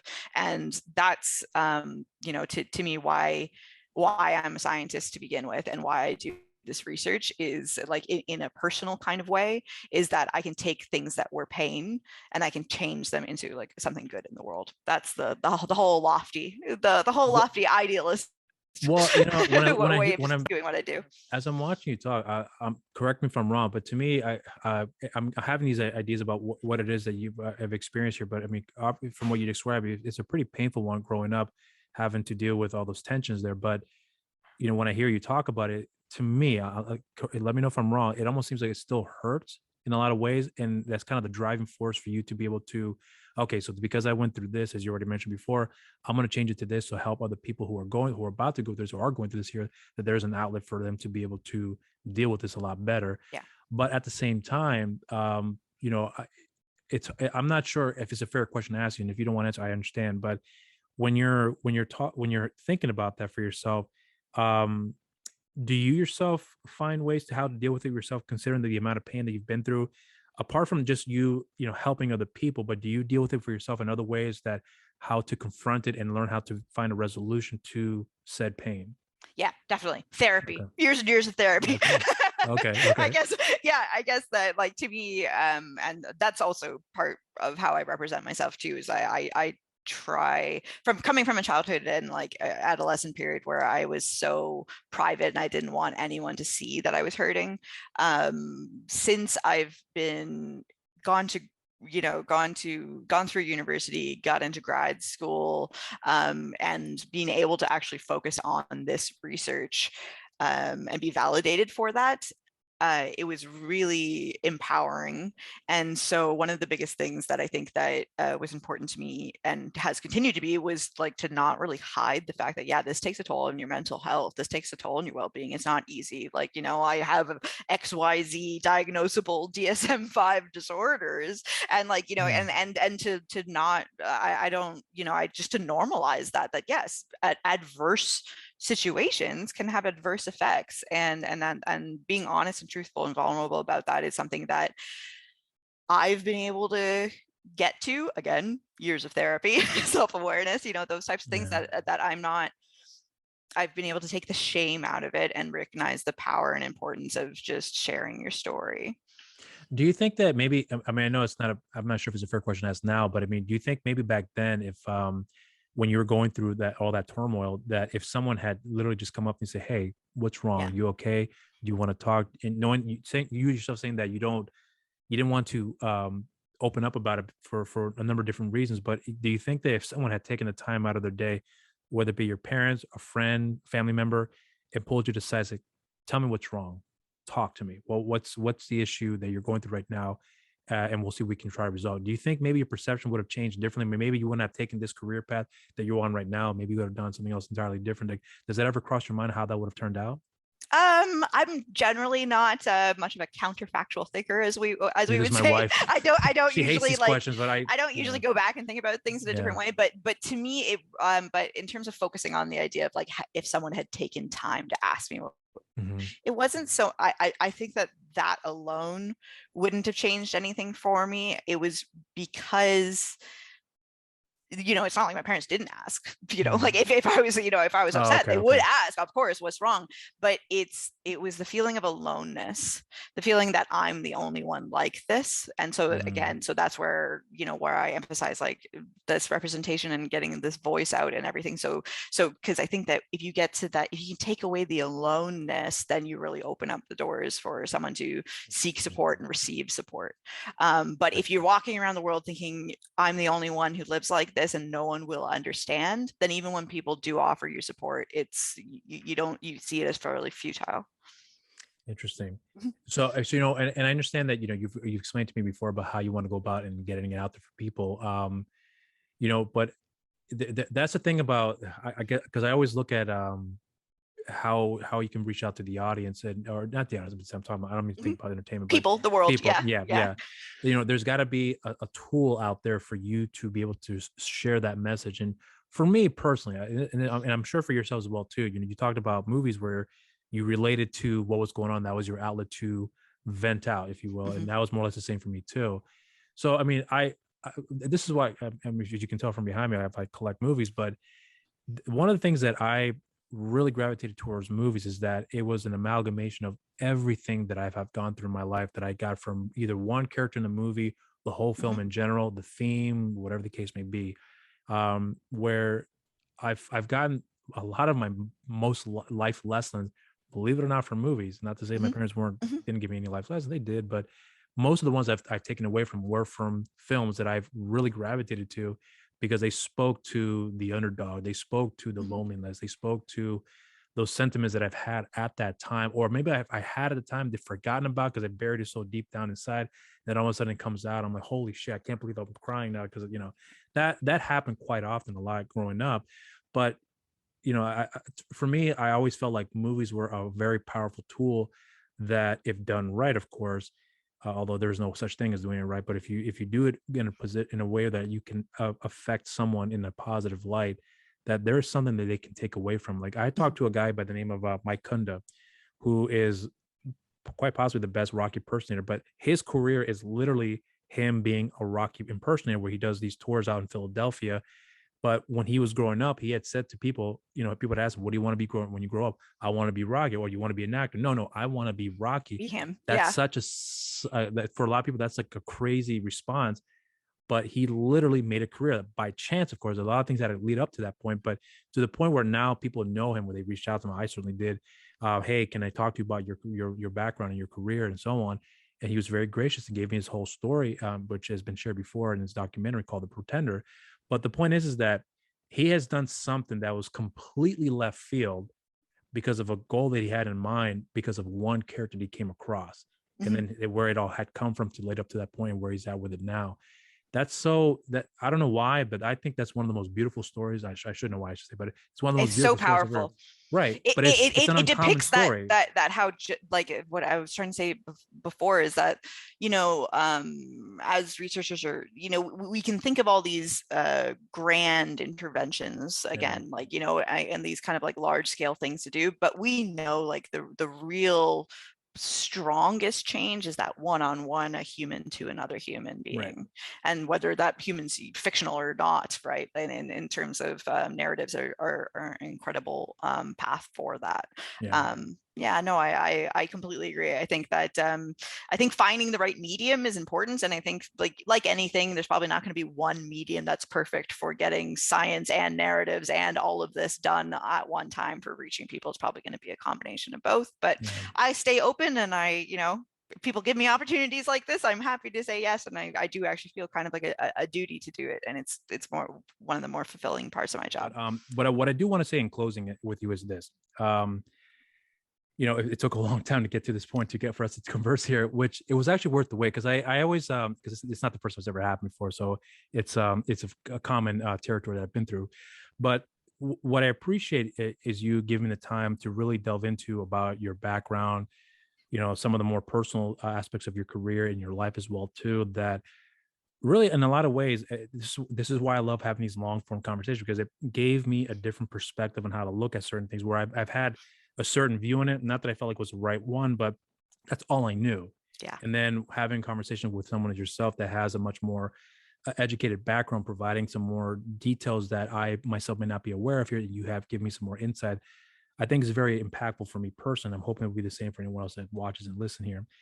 So, I have been looking forward to this conversation for a very, very long time, because I think you are in a very unique position for the fact that you are biracial, but you are in a field that I think if with what you know and what you've experienced and having those tools available to educate the public in that regard, I think it's a very powerful thing. Mm-hmm. And I really do hope that with the research that you're continuing on with this year, that more awareness will be brought to it. And I also hope that with the tools that we have available in terms of media, in terms of music, whatever the case may be, someone will take that in and say, that really had inspired me. I'm going to use it through this platform to talk more about it here. And then in turn, bring you along the way to say, hey, can you share more of your insight at this point? That's the dream. Yeah, that's definitely the dream. I don't think that I could never have envisioned this path for myself. There's definitely no way, as a kid, I would have thought that this is what I would be doing. I think that I've always loved learning. I've always loved science. So that part's not surprising, but that it would be something that was so personally meaningful and something that could impact the world is definitely not something that I would have forecasted, partly because, like I said, that feeling of being alone. But that this breaking away from aloneness, anytime I hear one person who's like, oh, I saw a podcast you did, or I heard this interview and it really resonated with me, is just so incredibly validating. It's like, oh, I can see it in your face. I'll keep going. I can see it in your face. Maybe if I'm wrong, I may be wrong, but it almost seems like I feel like you almost get a little teary eyed just talking about. Yeah. Okay. So I do. Yeah. It's a very it's a holistic kind of part of. I've been incredibly fortunate to have the right set of circumstance to be able to be doing this professionally. And someone is willing to pay me a living wage to keep doing it. And I always tell people, at the stage that I am in my career, is what I do is so incredibly rewarding when I get to, and increasingly now with these science communication opportunities, where I'm not just writing in a journal that 8 other people who care about this topic will read. But as I do it, it's just that it's just such an honor and a privilege to be able to do this, and I will keep doing it as long as someone wants to keep paying me. All right. Well, I'll make sure to have all the information for yourself in the description down below for people to follow you on your social media accounts. But apart from that, though, again, I want to say thank you for everything you've done here, for allowing me to converse with you. And I would love somewhere down the line again for us to converse with this here, especially when this research has brought more awareness here. I would love to see where you are with that now at that point. So I'm hoping that will be coming down the pipeline real soon. Oh, absolutely. Thank you so much for this opportunity. And like you, I know it took a little while for us to get our ducks in a row for meeting up, but I think it was in part because we wanted to make sure that there was enough time to really get into this. And I really appreciate the opportunity to be able to have a voice on this. And I'm so excited to talk to you anytime again.